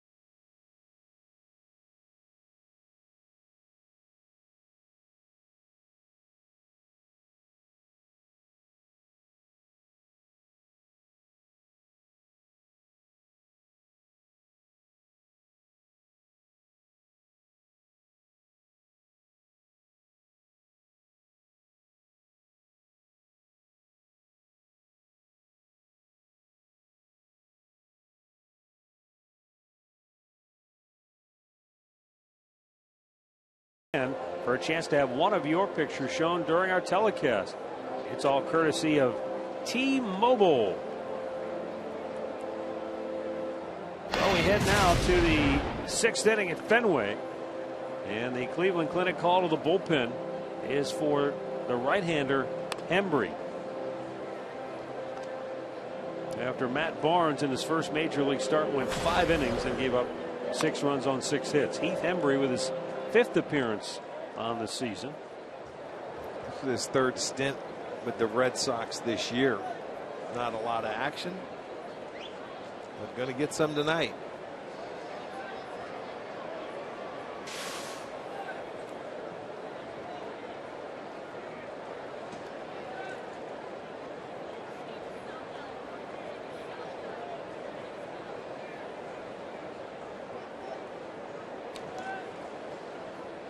Chisenhall 1 for 2. Chisenhall had a really good at bat his last time up, and we had a good conversation during that at bat because he got the 2 strikes, and the question was, does he stay with his fastball that Lonnie was having a tough time catching up to, or does he try to trick him with an off-speed pitch? Well, he did, but as you said, he's got to bounce it. He didn't bounce it, and Lonnie lined it off the wall. Well, he didn't quite get it to the wall. The ball went just to the base of the wall, but Ramirez didn't take a good route to it. Yeah, it went as a double. It probably should have been a sacrifice fly, but the thing of it is, he did slow it. It speeds up his bat and give him an opportunity. Breaking ball, he hit the left field and hit it deep enough when he had him with the fastball all the way. And sometimes that's you know, I guess when you're a catcher and you think you have a guy set up for something, sometimes young pitchers don't really realize that you don't have to throw it for a strike. He had another pitch to work with. It was a 2-2 count.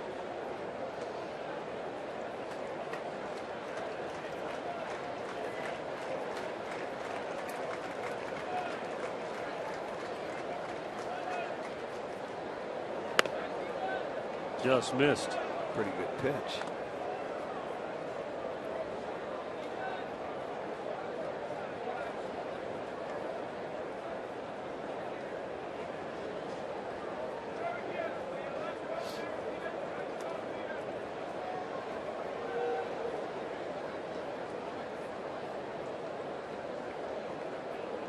Now the 2-2.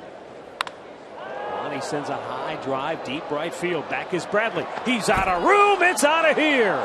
Bradley disappears into the Indians' dugout, or into the bullpen, I should say. And Lonnie Chisenhall circles the bases. And it's 7-1 Cleveland. Jackie really wanted to catch that ball, didn't Boy, he? I'll say. He ran out of room and he tried to jump. He did jump over. But he's not going to bring it back. Chisenhall, his 6th home run. Or Yellowwood bringing the lumber from Chisenhall. He got an off-speed pitch again and drives it into the bullpen of the Indians. And you can see him jump. That's a high hurdles right there. It's like the steeplechase. You see that little camera right there had him all the way. Going to get him for trespassing. Oh my, that ball went right back at Hembree. And a terrific play made by Holt to throw him out as Hembree going to need a moment to regain his composure. That ball was absolutely smoked right back at him. Whew. Take a look. He's got to get out of the way. He had his glove up and he got his head out of the way okay. Holt knocks it down, retires Sands.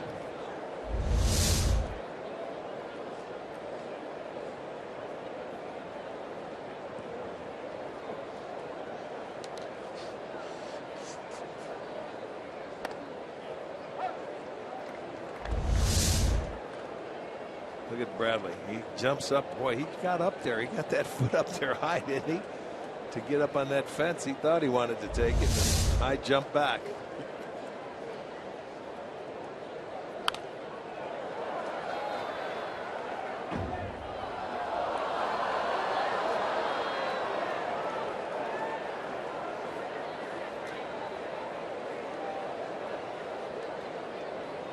You ever have any rough encounters with the bullpen out there?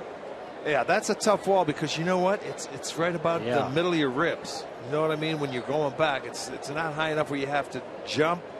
The key is you have to get back there. But it's tough because it's so deep. Usually you're running back to get there.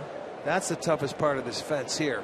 And there's not a lot of room, and it's a hard wall. So you got to, and down in that corner up in right center field, it's tough too. Off the end of the bat. Yeah, you now, Rick, when you played here, was there any padding on the wall, or was it just a hard wall? I mean, they have the padding in center, at least about 8 feet up. Yeah, they always had some. That was always there up there. Different style wall. The wall would dent. You know, back in the day, it was you'd see more dents from batting practice and all. So it would take different angles. You know, it could hit a divot and go one way or the other. Avila's down on strikes, 2 away.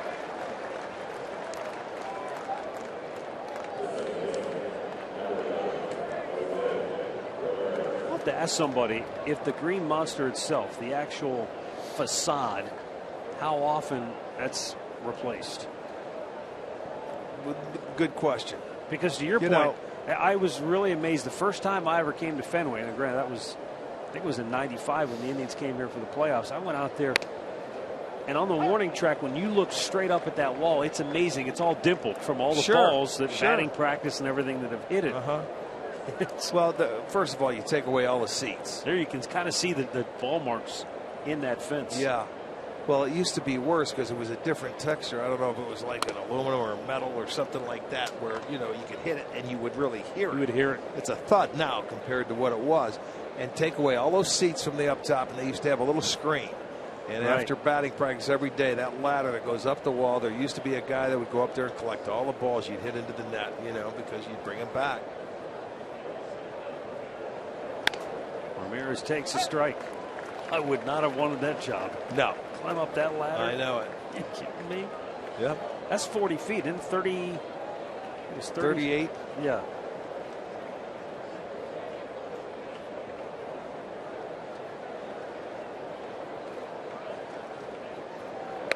To their credit, whoever was the individual responsible for the design of adding the seats, they did a pretty nice job of sort of blending them in without making it look like that. Wait, that was never there before. Right. Really, and I mean, it's a great view. I mean, do you get a better view from the outfield above the home run porch? Now, the one thing I've talked to people who've sat up there, they say the front row, phenomenal. The rest of it, not so much. Because you can't see left field because of the angle. Well, then you got to be a Bob Uecker. You must be in the front row. Got to be just like Andre. Left field near the line. Ramirez makes the catch. Lonnie Chisenhall with the Indians' second home run in as many innings. And the Tribe is rolling tonight, 7-1.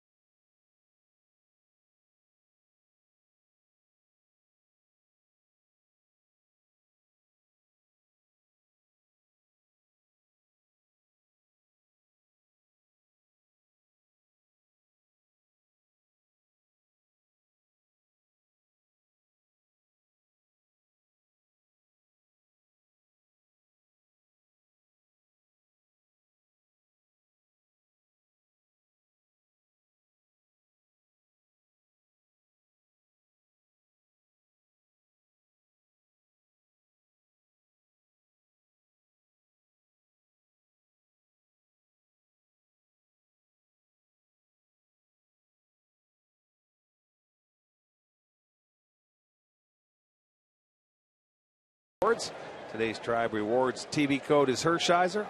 Visit Indians.com season tickets for your complete details.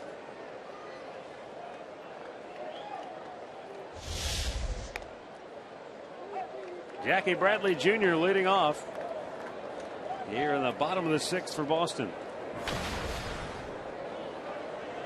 Salazar back out there. Another nice outing for him going. He has been so much more consistent here in the second half and has been on a very nice roll. His only blemish today has been the changeup hit out of the ballpark by Travis Shaw back in the 3rd inning. Actually, that's the only inning he's given up hits. Gave up a 2-out single as well in that inning. But his first time facing the Yankees, he said he was looking forward to it. Did a great job, giving up 4 hits and 1 run in 7 1/3 innings. This is his first time facing the Red Sox, another team that he grew up watching and heard so much about in the Dominican, and doing a nice job here tonight. He likes the American League East. He's pitched very well against them this year.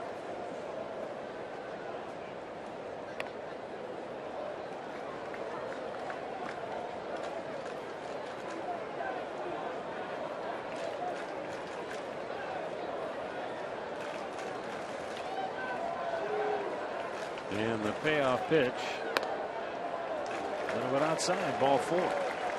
Red Sox get their leadoff man aboard.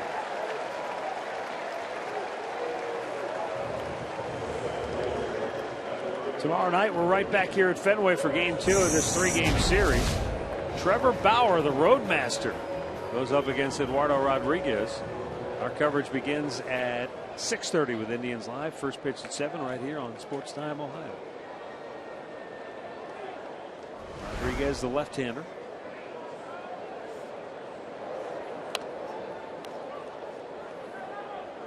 That was the first walk for Danny tonight.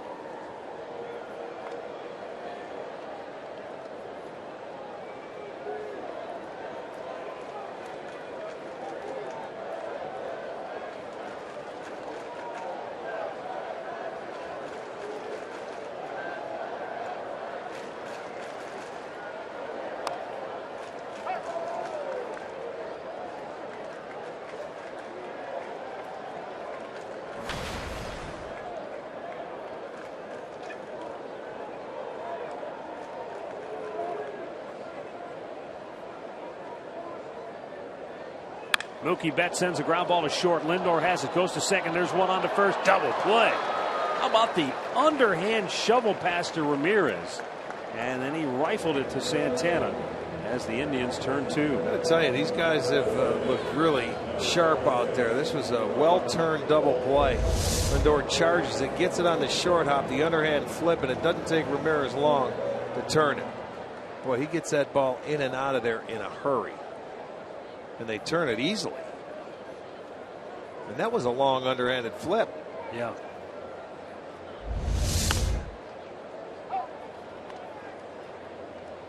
Brock Holt 0 for 2 is flied out, grounded out.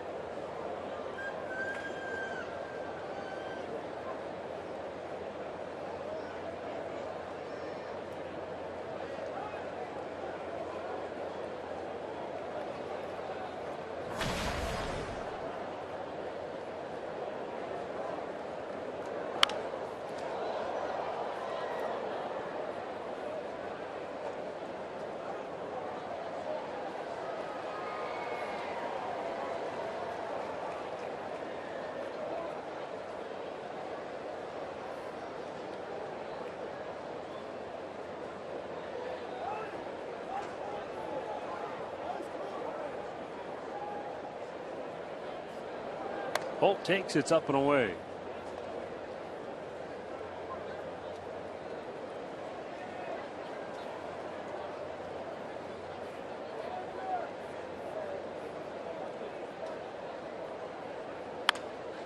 And it's inside the bag at third and down into the corner. Holt will go to second base. And the ball kicks back towards the infield, and he'll stay right there at second. Catch that garage door down the line. You know what, what? There's a little in yeah. that's a garage door that opens up there, and you expect it to roll all the way to the wall, the little nooks and crannies here of Fenway. And there it is. I bet it caught that corner and kicked back. I don't know if we'll get a look at it, but there's a curveball from Salazar, stayed upstairs, and Holt drives it down the line. Now you think, okay, it's going to roll to the wall. Let's see where it hits. Right there and kick back. Absolutely. Yeah. The little nuances of the old ballparks. Right there, and it sticks under the fence. Anything else it could do? Now that'll go as a double for Brock Holt. His 21st. 2-out double.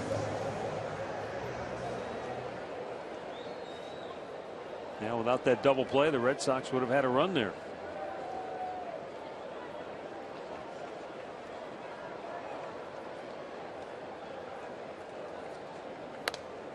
And a strike taken by Xander Bogaerts, who's 0 for 2 on the night.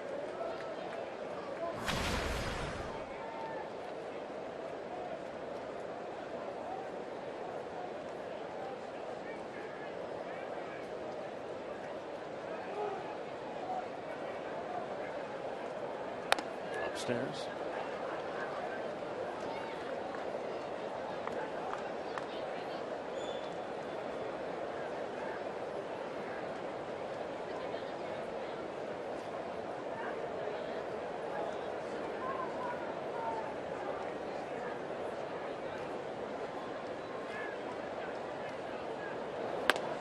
Wow, good change of pace that time by Salazar. I think that's the split change. Yeah. Yes, it is. Let's see if it's got the good downward movement, because anytime that ball starts low, that one stayed pretty much on the same plane. A lot of times we'll see it, and you know that's all a feel pitch. He had a tough time getting a feel for it in his last few starts, but he went out there, I think, in his last start and had a good feel for it against the Yankees, getting the strikeouts. But when it's at its best, it's going straight down.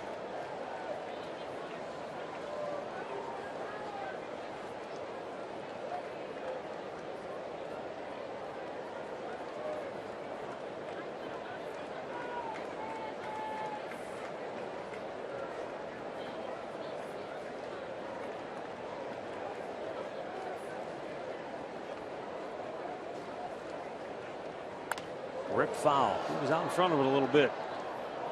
Nice gravity up the tank there.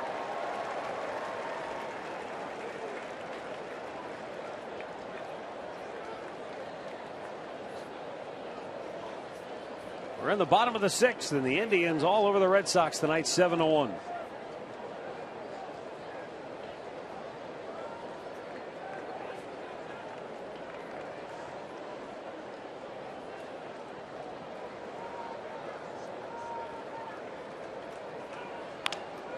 High pop. In comes Jerry Sands. And the inning is over. 6 complete from Fenway. Indians 7, Red Sox 1.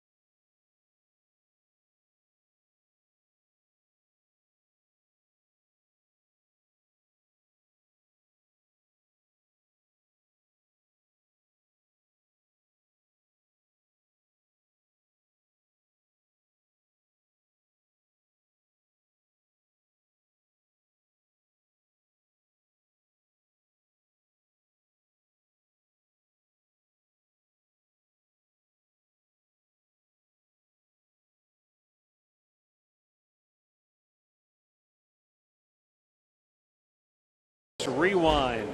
We go back to the 4th inning. Indians had 2 on, 1 out. Abraham Almonte with an RBI bunt single. And then the Indians poured it on. Chisholm doubled off the wall and left. That drove in a pair. Jerry Sands had an RBI ground out, and then with 2 outs, Mike Avila knocked home the 5th run of the inning. Yeah, great inning there for the Tribe. It just snowballed on the young pitcher Matt Barnes. And a couple of solo homers added after that. Francisco Lindor sends a fly ball to left center field. And Betts, the center fielder, has it one away.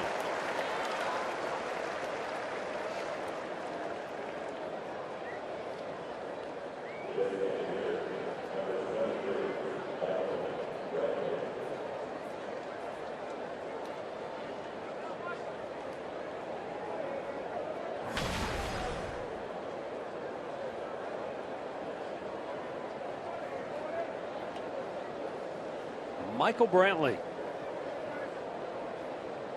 doubled and scored in that 4th inning. Robbed of extra bases in the 5th on a fine diving catch by Betts in center field.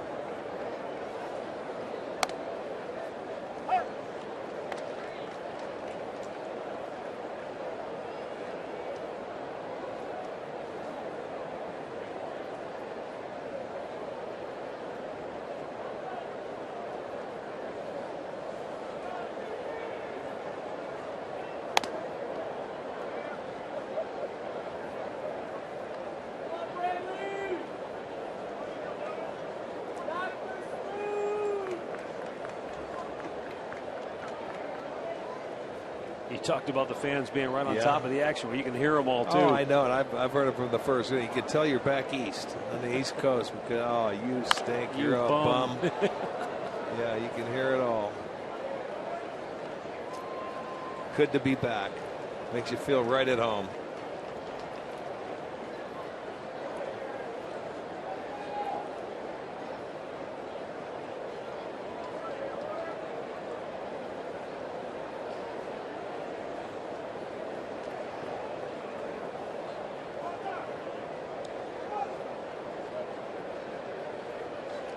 Embry deals, and Brantley trying to bloop one into left field, and Ramirez will play back on it. And Michael has his 2nd hit of the ball game.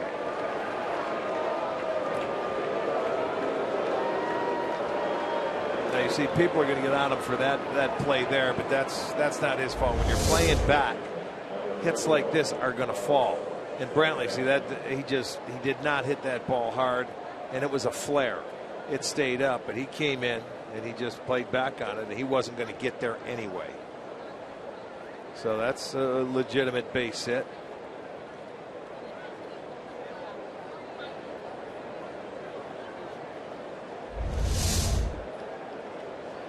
Brantley now with his second hit.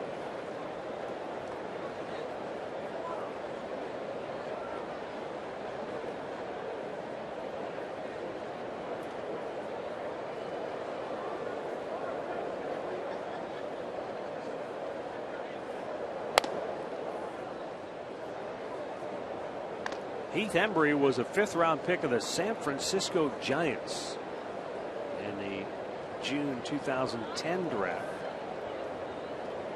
But he came to Boston in the Jake Peavy deal at the trading deadline last year.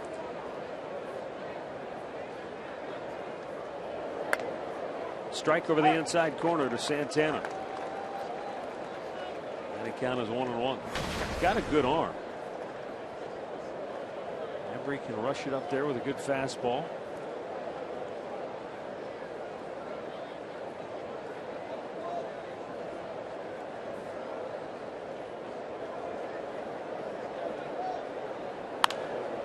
Back out of play.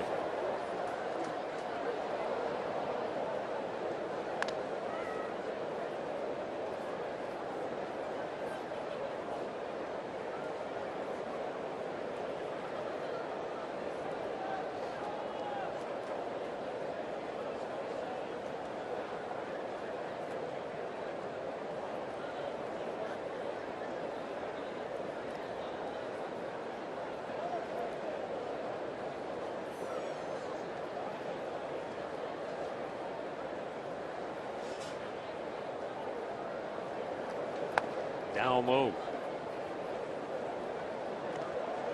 Embry was like so many major league players, was a multi-sport athlete in high school. He was a terrific quarterback. Led his team to a regional championship in high school, but suffered a torn ACL and missed his senior baseball season. Went to the University of South Carolina, didn't get many opportunities, and then transferred to a smaller school, Spartanburg Methodist, in his hometown in junior college. He strikes out Santana.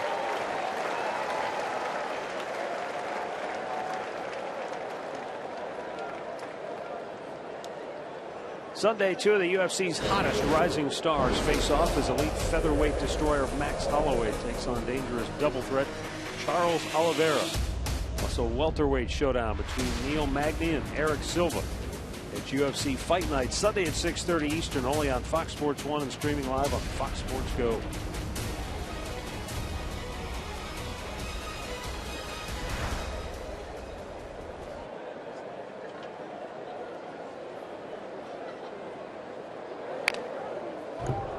Abraham Almonte fouls one off.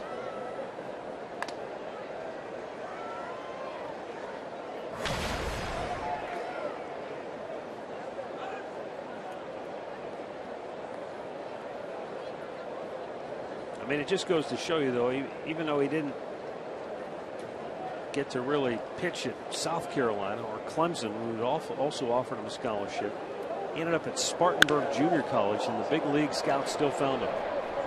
Ramirez runs it down on the track to end the inning. Stretch time at Fenway, 7-1 Cleveland.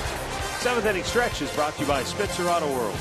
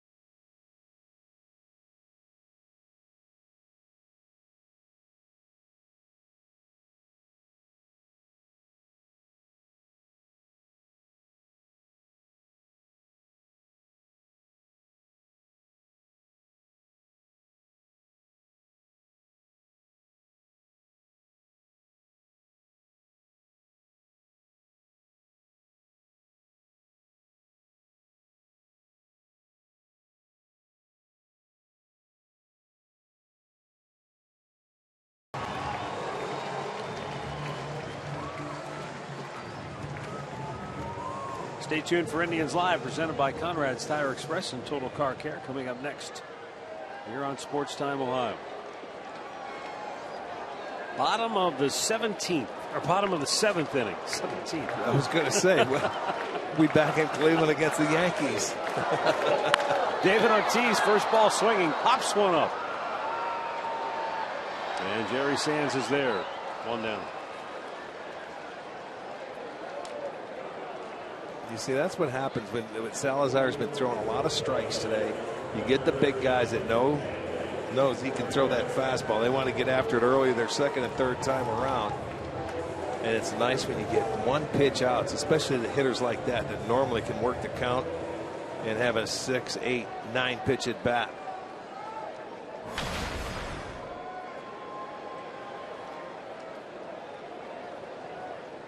Now you would think he would have to take one here, but. And Ramirez does. It's low, ball one.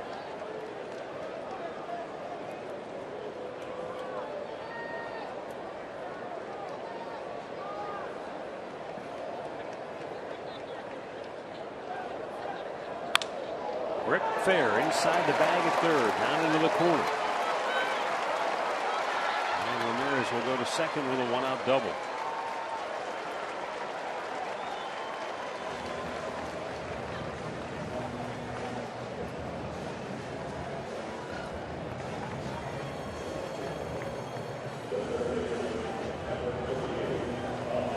And it will bring up Pablo Sandoval.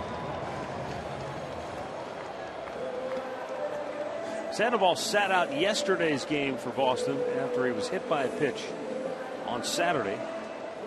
Now he's got that gigantic pad on his right elbow.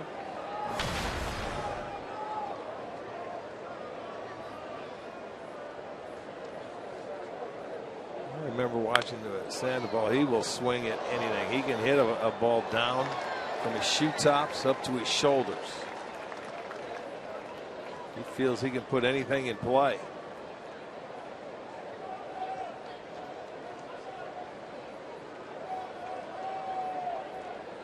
Guy sitting in the crowd with a Giants jersey on, taking a picture. Pablo, good pitch inside on the hands. Very good pitch. Here he is. Boston Happy, a Giants jersey. Yeah. And it looks like his son is wearing a World Series champions for the Giants.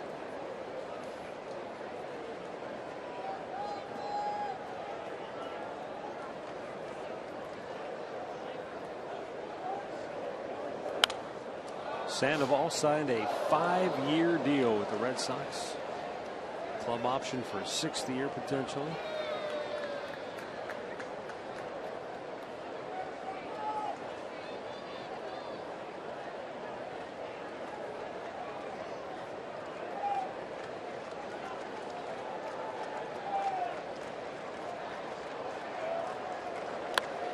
Downstairs. Bad pitch there just to try and see if he wants to swing. He's swinging at everything, so bounce one. He didn't go after it though.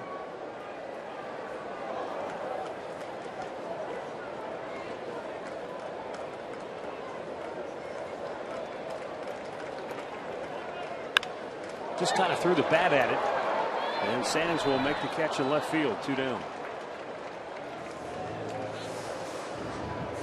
Well, Danny, another great start for him, going out there and featuring a little breaking ball early, sliders, had the changeup. But I will tell you this, he's had a very good fastball. And out of his 4 hits given up, I know 3 of them have come on off-speed pitches. 2 sliders on the doubles, the home run was a changeup. But he's made adjustments. He's had a good fastball. 4 strikeouts, just the 1 walk. And he'll be at the 100 pitch mark here soon.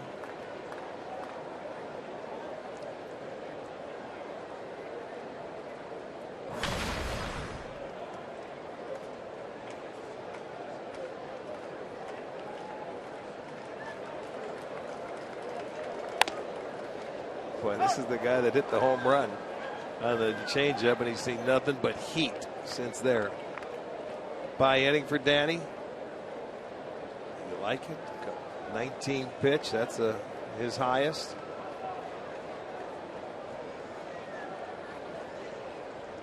Now the 0-2 pitch.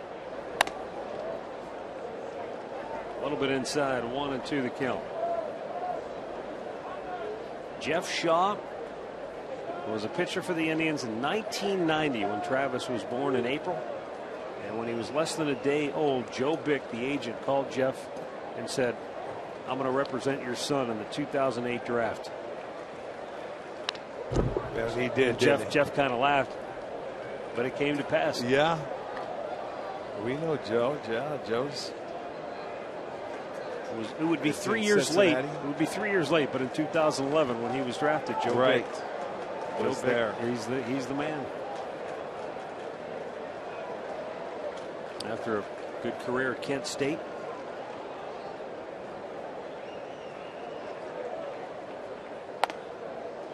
Up and away. 2-2.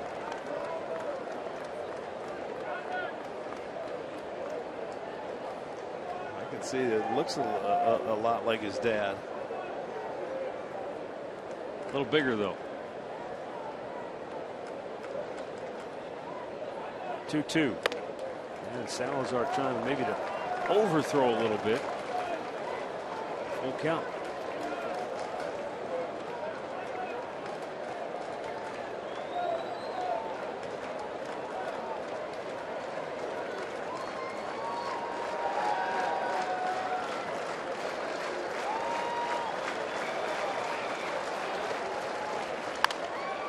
Pop back out of play.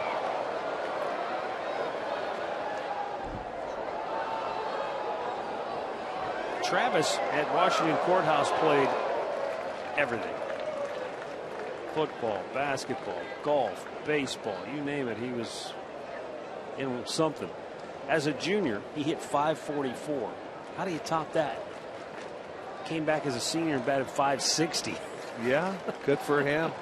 Well, that good athlete, seasons change. You play the sport that comes around at that time, especially in Ohio. Foul. And this should find the seats, and it will. Well, in this day and age of the so-called specialization, it's nice to see that. Yeah, I know what you're saying. It still exists somewhere. Well, because you play football and the coach wants you to be dedicated all year round to lift the weights, but you can become a great athlete if you play everything. You play football, and then when that season's over, you get back in, jump into basketball, which you can learn. Even wrestling, whatever. Yeah, stay busy. Absolutely. 3-2 pitch. And a foul back. Pretty good at bat for Shaw here. It is, because right now this is the second straight at bat. He's seeing nothing but heat. He's fouling some off. I wonder if Gomes is ever going to call one, or Salazar doesn't want to throw one. An off-speed pitch, but it's been fastball for the last two straight at-bats. 10th pitch of the at-bat. He took something off, and he got him. I figured sooner or later you had to. That'll probably end the night for Danny Salazar. 7 solid innings once again. Only 1 run allowed.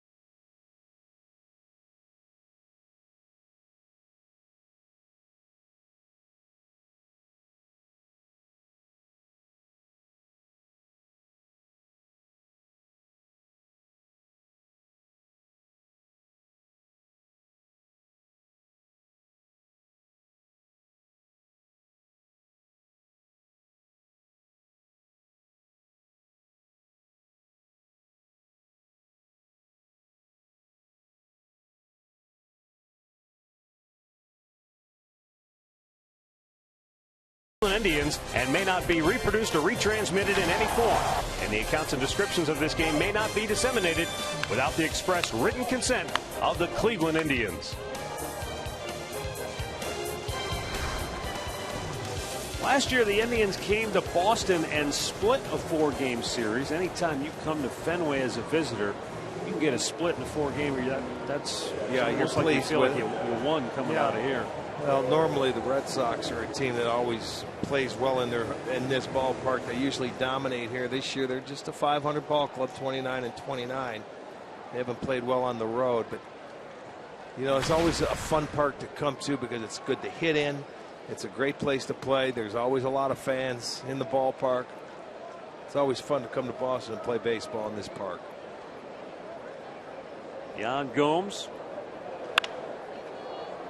sends a first pitch into shallow right.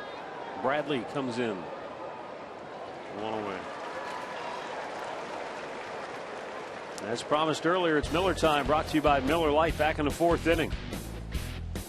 Lonnie Chislong, Oppo with a breaking ball. That had played a pair, helped the Indians to the early big lead, and then he went deep. Last run of the night scored in this game. It was his 6th homer of the season. It came in the 6th inning. That's going to be it for Heath Embry. He goes 2 1/3. Timeout for a pitching change.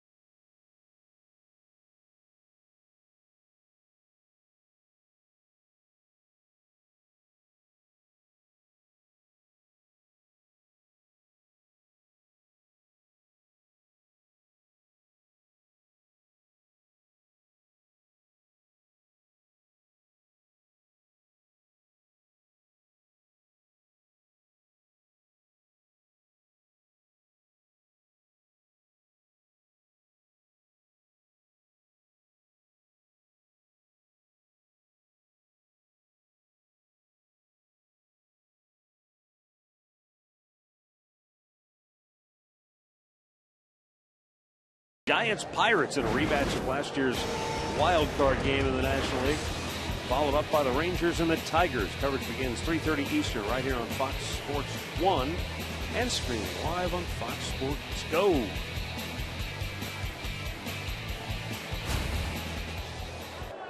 Tommy Lane, originally Diamondbacks 26th round pick back in 2007, traded to the Padres in May of 2012 and then signed on with the Red Sox after the 2013 season.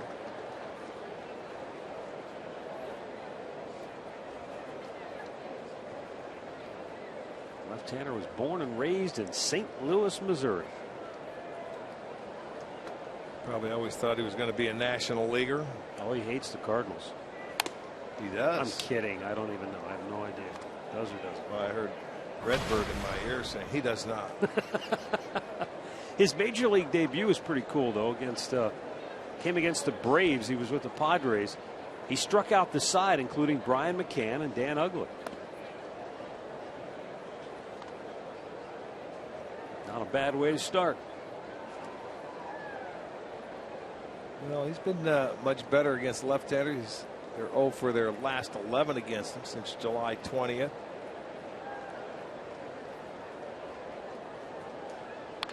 Fouled right back. Good swing. 44th appearance this year for him. That's a career high. Last year he was in 30 ball games.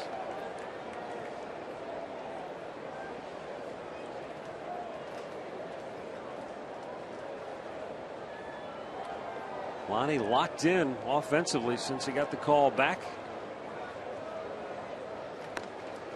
Well, he's down on strikes here. 2 away.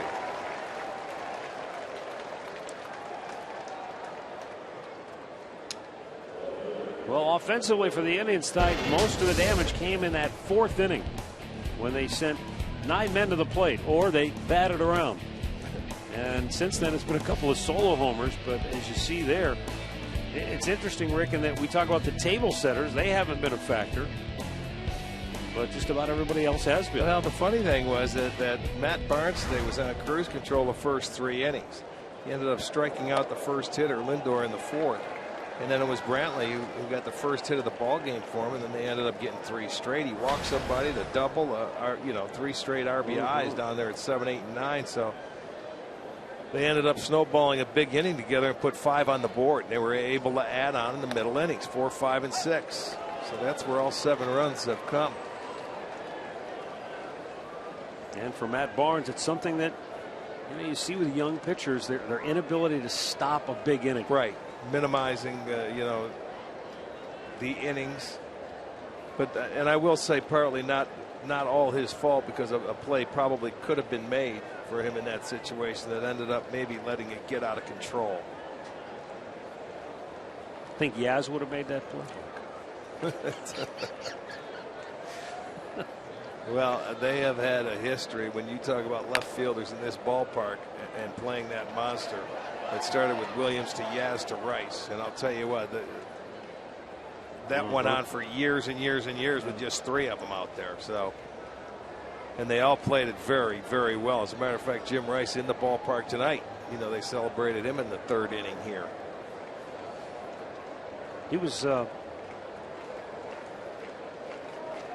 he co-rookie of the year? Or was Fred Lynn rookie of the year? Fred Lynn was rookie and MVP. But I'll tell you what, in '75, if you remember, they got to the World Series and he didn't play Jim in Rice the World was hurt. Series. He was hurt. Yeah. I think he had a broken wrist and did not play for them into the playoffs and into the World Series, where if they would have had him, I think it would have been a different outcome. And it was a great series to begin with in '75. Sure was. Carlton Fisk hit the famous home run here. Game 6. But in Game 7, Cincinnati would start their Big Red Machine roll. They would beat the Red Sox and then come back the next year. And then they steamrolled the Yankees in the '76 Fall Classic, swept them 4 straight. And I don't think any of those games were really close. Swing and a miss. Sands down on strikes. Indians go 1-2-3. We go to the last half of the 8th. 7-1 Cleveland.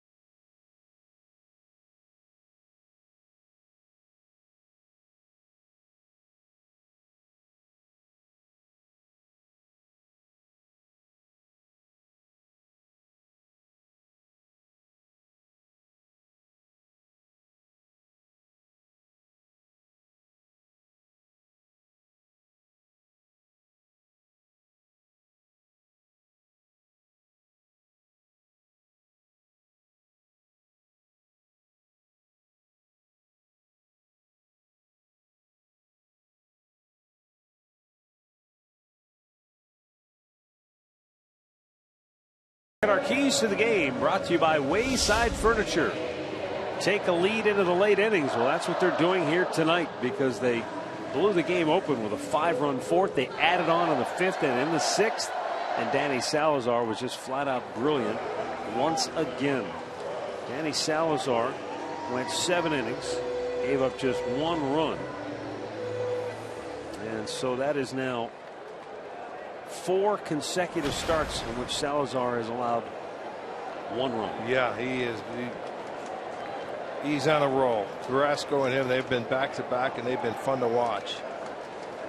You get those guys a few runs, and they got a really good chance of winning. Brian Shaw deals to Ryan Hannigan, 1 out.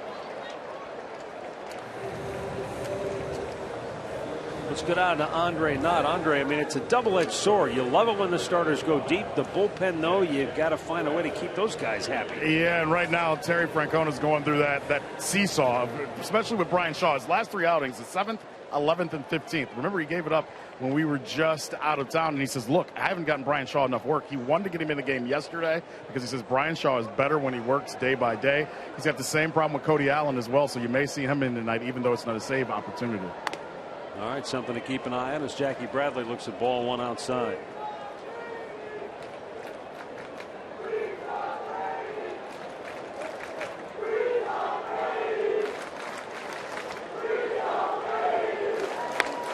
Down and in.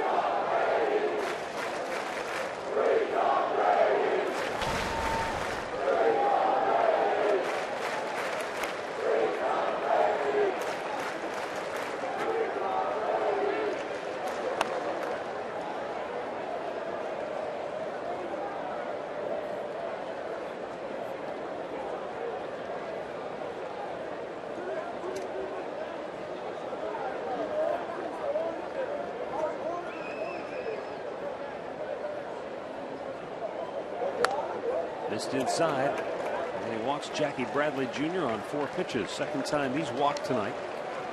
Now that number 9 hole. They go to the top of the order, and Mookie Betts.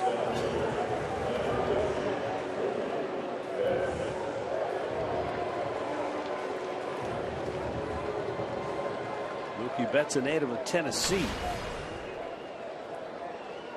His given name is Marcus Lynn Betts. He got the nickname not because of the former New York Mets star Mookie Wilson, but because of former NBA guard Mookie Blaylock. Okay. Both of his parents were fans of Blaylock, and so that's how the nickname for Betts came about. Well, they needed one in baseball.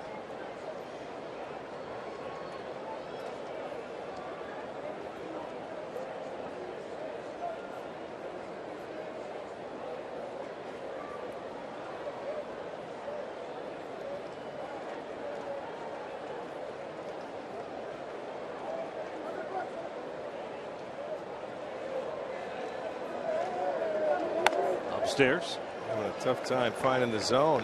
Home plate bouncing around on Shaw. Just 1 strike out of his 7 pitches.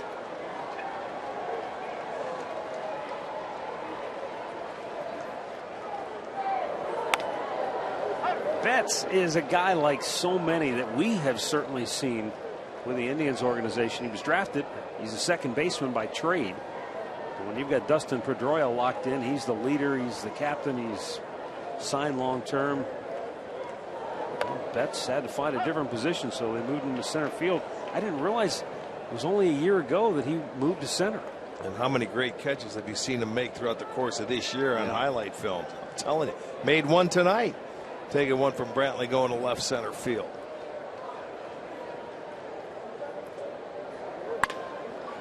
Bouncer to second. Ramirez can't get the handle on it. He does in time to erase Bradley for out number 2, and that's the important thing there. Yeah, that's all right. You know, you get a little quick trying to turn a double play because they've turned a lot of good ones. But you have to make sure. That was sort of a tough hop, but he stayed with it and able to get the lead runner. You know, once in a while you start thinking you can turn everything in play. Just make sure you get the first one. They did. Brock Holt to the plate. Holt's a guy we talked about earlier. He plays all over the field. He's 1 for 3 tonight with a double. When you transition from middle of the infield to the outfield, thinking about Mookie Betts here, what's the toughest part about that transition for a young player? Well, you know, after playing the infield, he went out to the center field, though. That's where he was playing the middle part of the diamond, you know, which is okay. When I first started out, I went from shortstop out to left field. I was moving left and right until I got to center. It's perfect. It's the easiest place to see the baseball off the bat is center field. And so going to the corner spot first would be harder, huh? Yeah, I think so. Just the angles. You know, the ball slices and things like that. But if you're athletic, you know, you're going to do it. You shag and you can catch balls. It just takes a while. And, you know, if you have somebody to help you out a little bit, how to read the ball off the bat a little bit and get jumps, it's fine. If you're athletic, you'll adjust.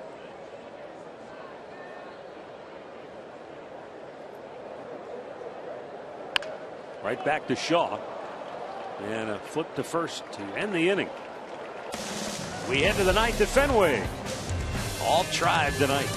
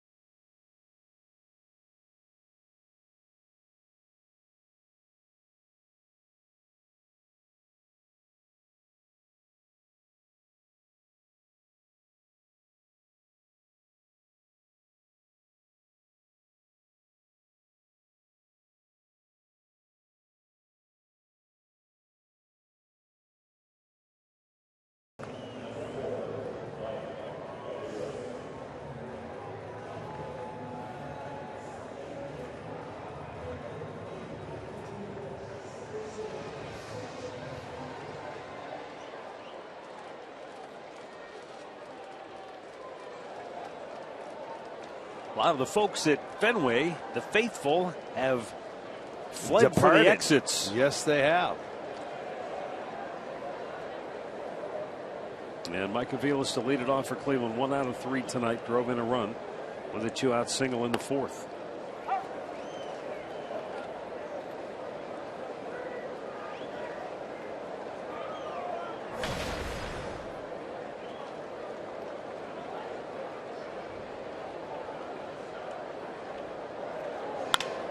And Aviles shoots one to right center field. It's in the gap. Betts cuts it off. But no chance to throw out Aviles, who slides in safely with a leadoff double. I like the hustler by Aviles because he did a nice job of cutting it off. That ball really checked up on him. But his momentum still carrying him to right field. And Aviles says, go ahead. You're going to have to stop, plant, and throw and make a perfect throw to get me. He did a great job to cut it off. See where it checks up, and then he still had a couple of steps. Makes an accurate throw, but Aviles is able to get there. That's double right out of the box. Let's go. Put your head down. And he said, I'm going, even though he cut it off.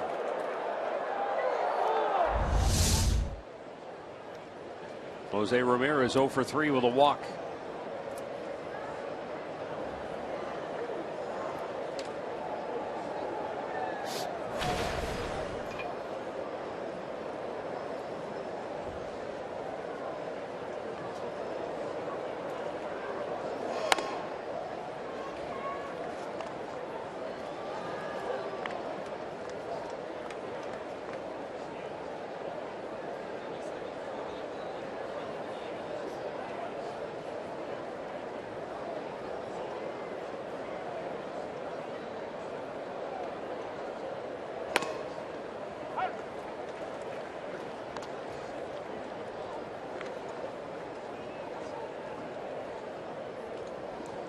Get Allen, you see he's going to come in for the ninth. He needs some work. Starters. That's what happens. You pitch long. Ramirez shooting one to right field, but with the outfield drawn in. It's an easy catch for Bradley, one down.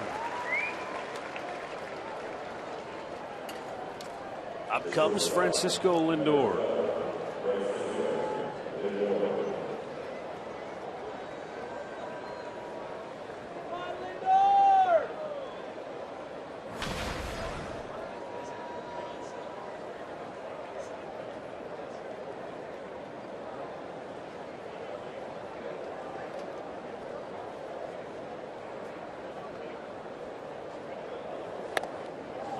A cut and a miss.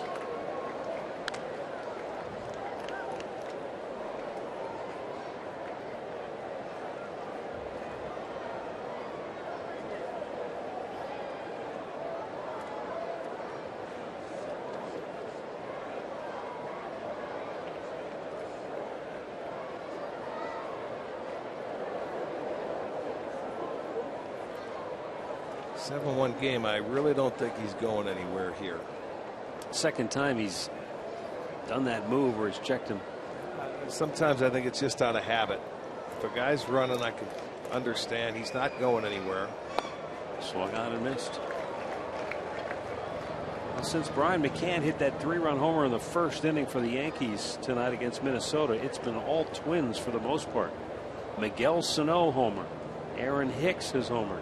Trevor Plouffe his homer. Wow. And Minnesota leads at 7-5. Still a long way to go, though. They're in the 6th at Yankee Stadium.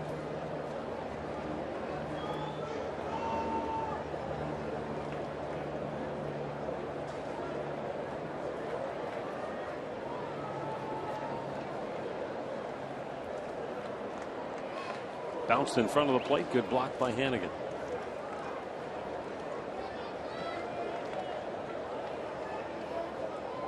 You know, there's a case right now, 7-1 game. The pitcher makes it pitch in the dirt, and the catcher goes out there and does a terrific job. No one's going to, you know, hey, nice job, way to go. But he smothered it, and he kept it from Avila's going to third base. That's earning your money there.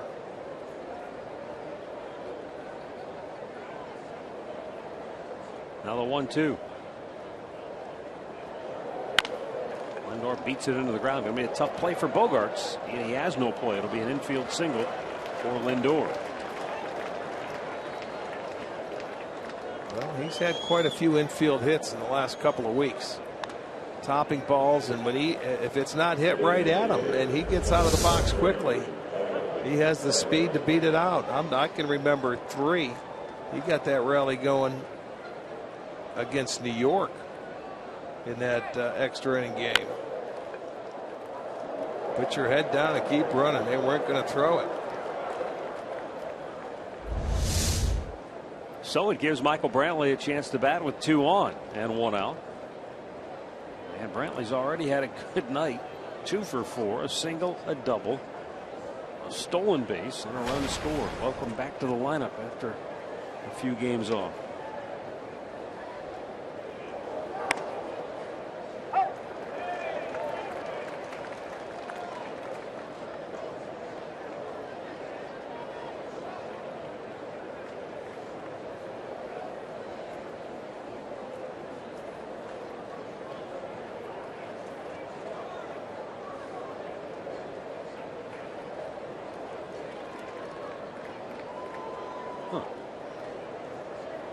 Up there at the scoreboard, I think they've got Francisco Lindor's numbers still up there under Michael Brantley's picture. I'm looking at that average and those home runs, and none of that looks like Brantley's body of work.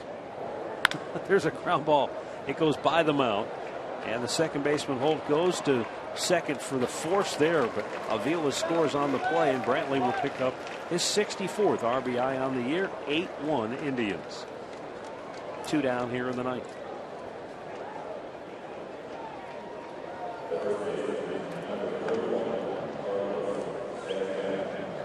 And it's one of those little things right there. It's just Yeah, but the speed of Lindor, the ability to put the ball in play, you move a runner in the process. Yeah, you add on, you adds get a one. run. Yeah. Anytime you have an opportunity in any part of the game to add one is always good.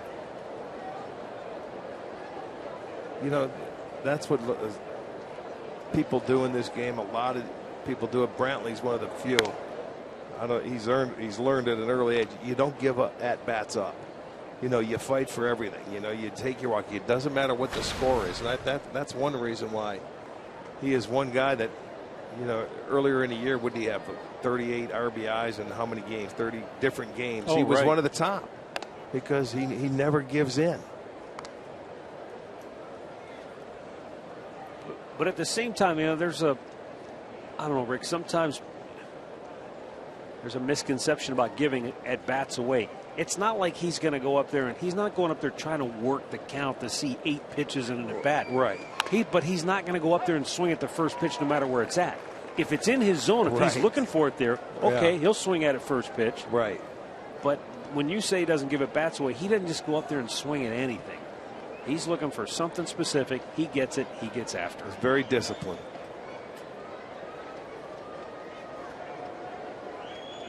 The 2-1.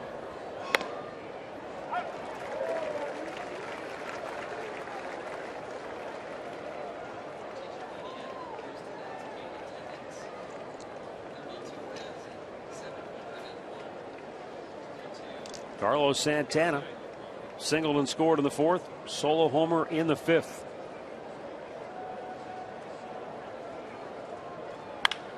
And he hammers one to right field, and it's caught by Bradley. I don't know. I think he had trouble with the lights initially. Sure did. And he held on for dear life, but almost misplayed that into a big hit for Santana. Tribe does add a run to their lead. We'll go to the bottom of the 9th, 8-1 Cleveland.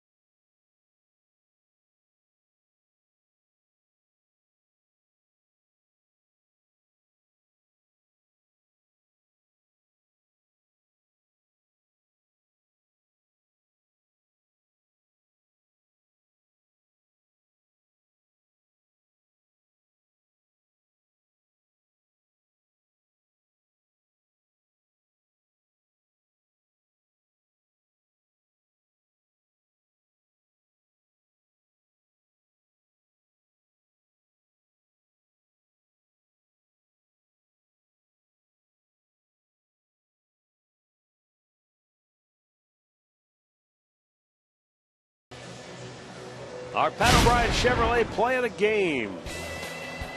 Lonnie Chisenhall playing a little wall ball here at Fenway. A little bases loaded double, drives in a pair in that big 5-run inning. Nice job, stayed on the breaking ball. Tribe General Manager Chris Antonetti on your right, Indians Team President Mark Shapiro on your left.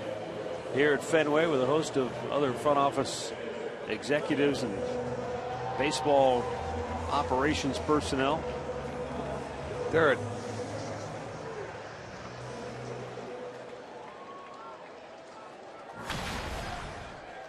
Cody Allen on for the 50th time this year.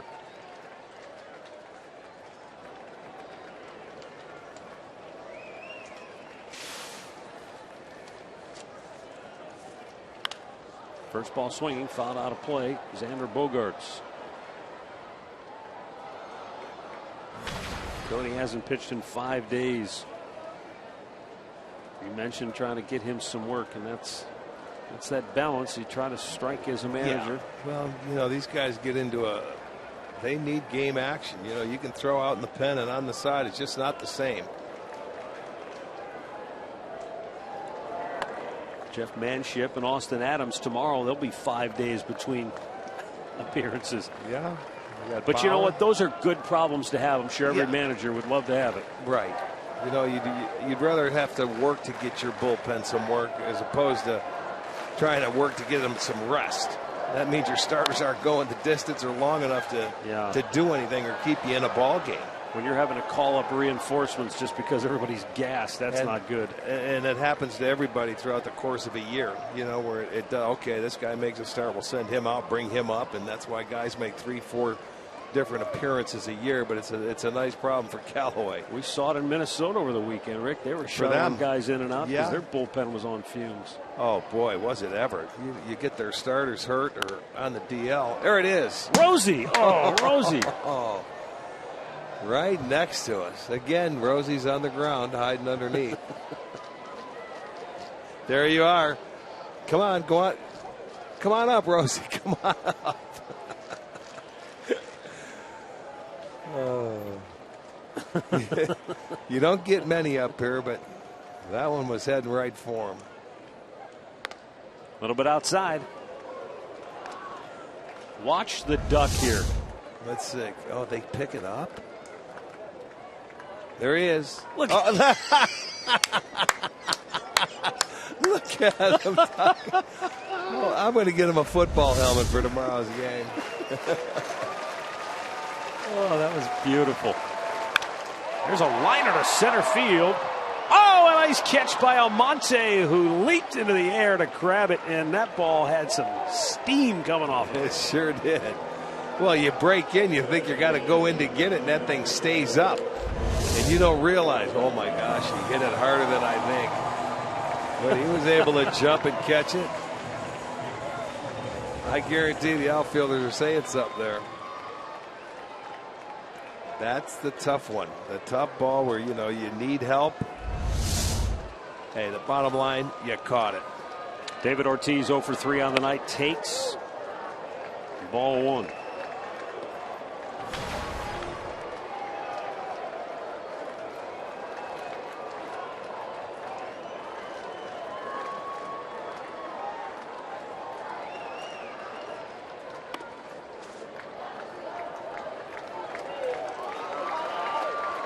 David Ortiz in his 17th major league season. There's a club vesting option for next year and then a club option for the year after that. Word around here is he'll be back next year. Beyond that is anybody's guess. Well, he's still putting up some power numbers. 25 You look homers. 25-73.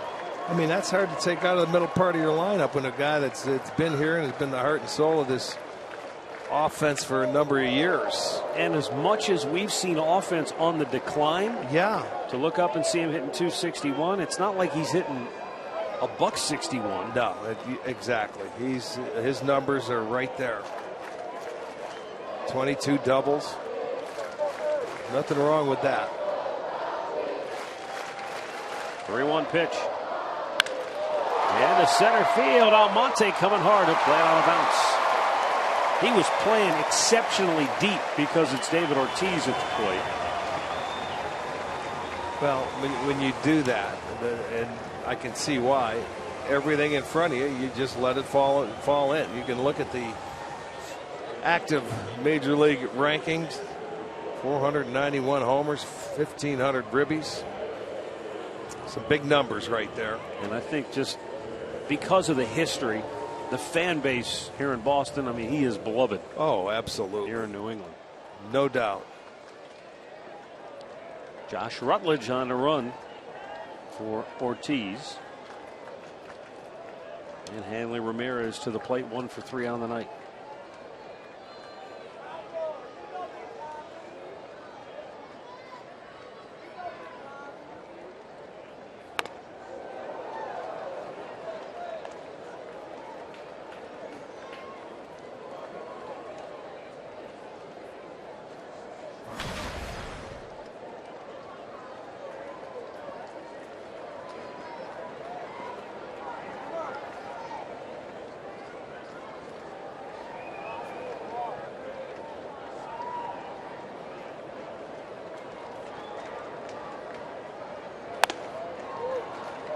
One ball, one strike.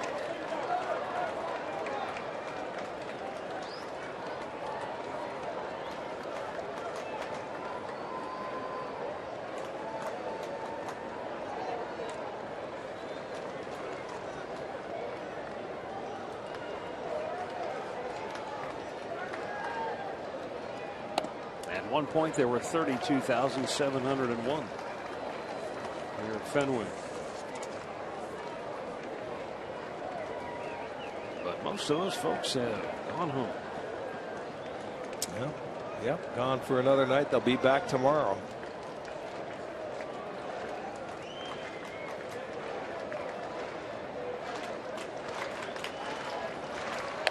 Well, the first game between these two teams this year. Matter of fact, the Red Sox will close out the regular season back in Cleveland and wrap it up in October.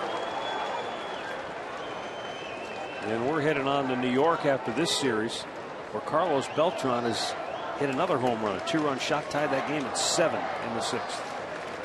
He's been on a roll since he came to Cleveland. Yeah, he's been hot. Been very hot. 2-2. Bounced and got away from Gomes. Down to second on a wild pitch is Rutledge, the pinch runner.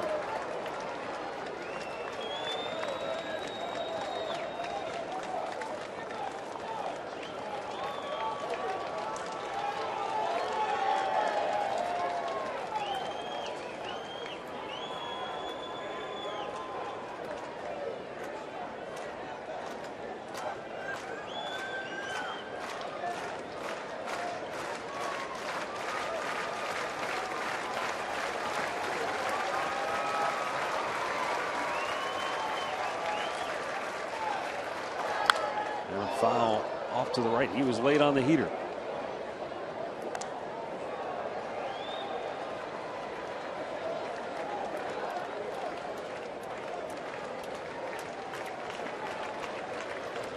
Already 17 pitches by Cody Allen. Yeah, see, that's the one thing you hate, because in case you need him for a save tomorrow, you certainly want to back, but you want him to get some work out in there. You don't want to go 30 pitches, that's for sure. And he walks him. 2 on, 1 out. And Sandoval is coming up.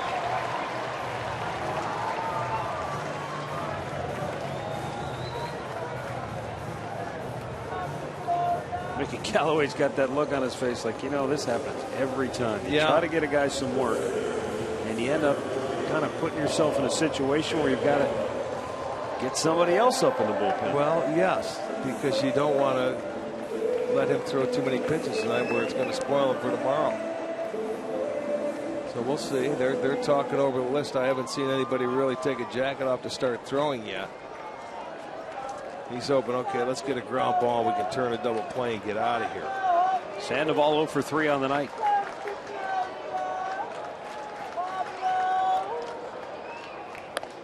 Strike to the outside corner. Now there's Beret answering the phone. Brian Webb, I think I could read his lips. Okay.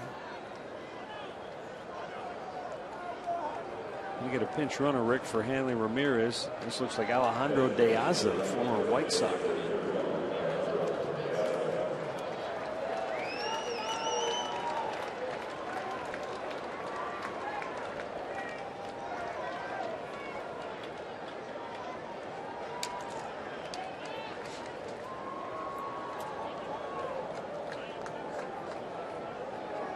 And Cody Allen delivers. Sandoval bloops one left field. Out goes Lindor. 2 down.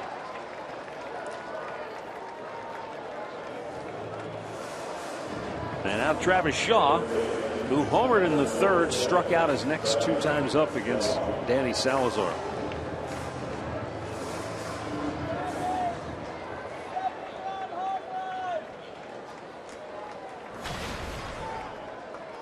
If you're Yan Gomes, Rick, do you use what happened earlier in the game with Santana? Now that Cody Allen's on the mound, that same information. Hey, let's not mess around with any off-speed stuff here. Well, not necessarily, because right now you got to go with what Allen is throwing. You know, he's going to start with that fastball to begin with. I want to see his curveball. His curveball's a little different than, let's say, a changeup if it's got good bite to it. Yeah, and he's got the kind of curveball. Now, in a tight situation, you wouldn't necessarily want to bounce one, but with a big lead, you can bounce one here. Yeah, and you don't necessarily have to bounce because his goes down sharp, and when he's got it working, nobody's going to hit it anyway. But Allen with the good fastball, curveball, just for Salazar's sake, is different.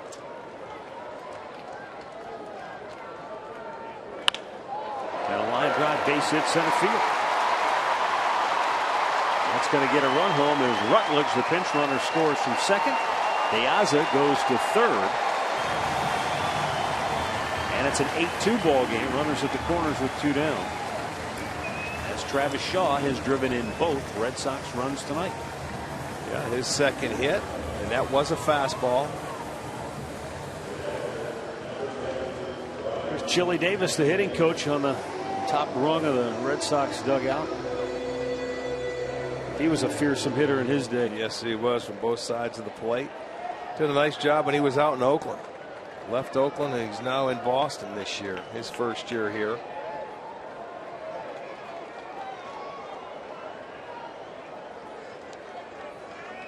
Ryan Hannigan 0 for 3 on the night. Shaw will go down to second base uncontested. Nobody holding him on, so no credit for a steal.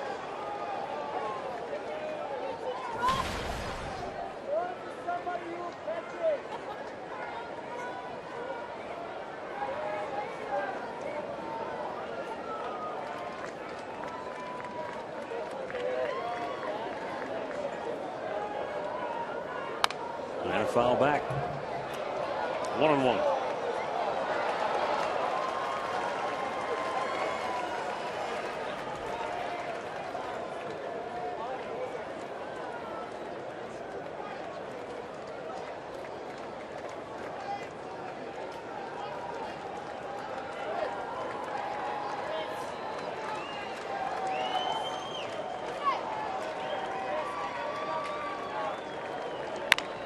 Slowly chopped to third. Avila's charges. Fires to first, and that'll end the ball game. The Indians come to Boston and take the series opener for the second time on this road trip.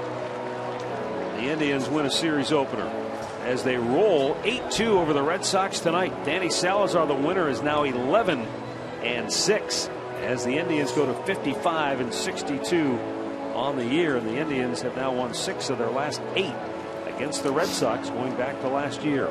Matt Barnes, in his first major league start, takes the loss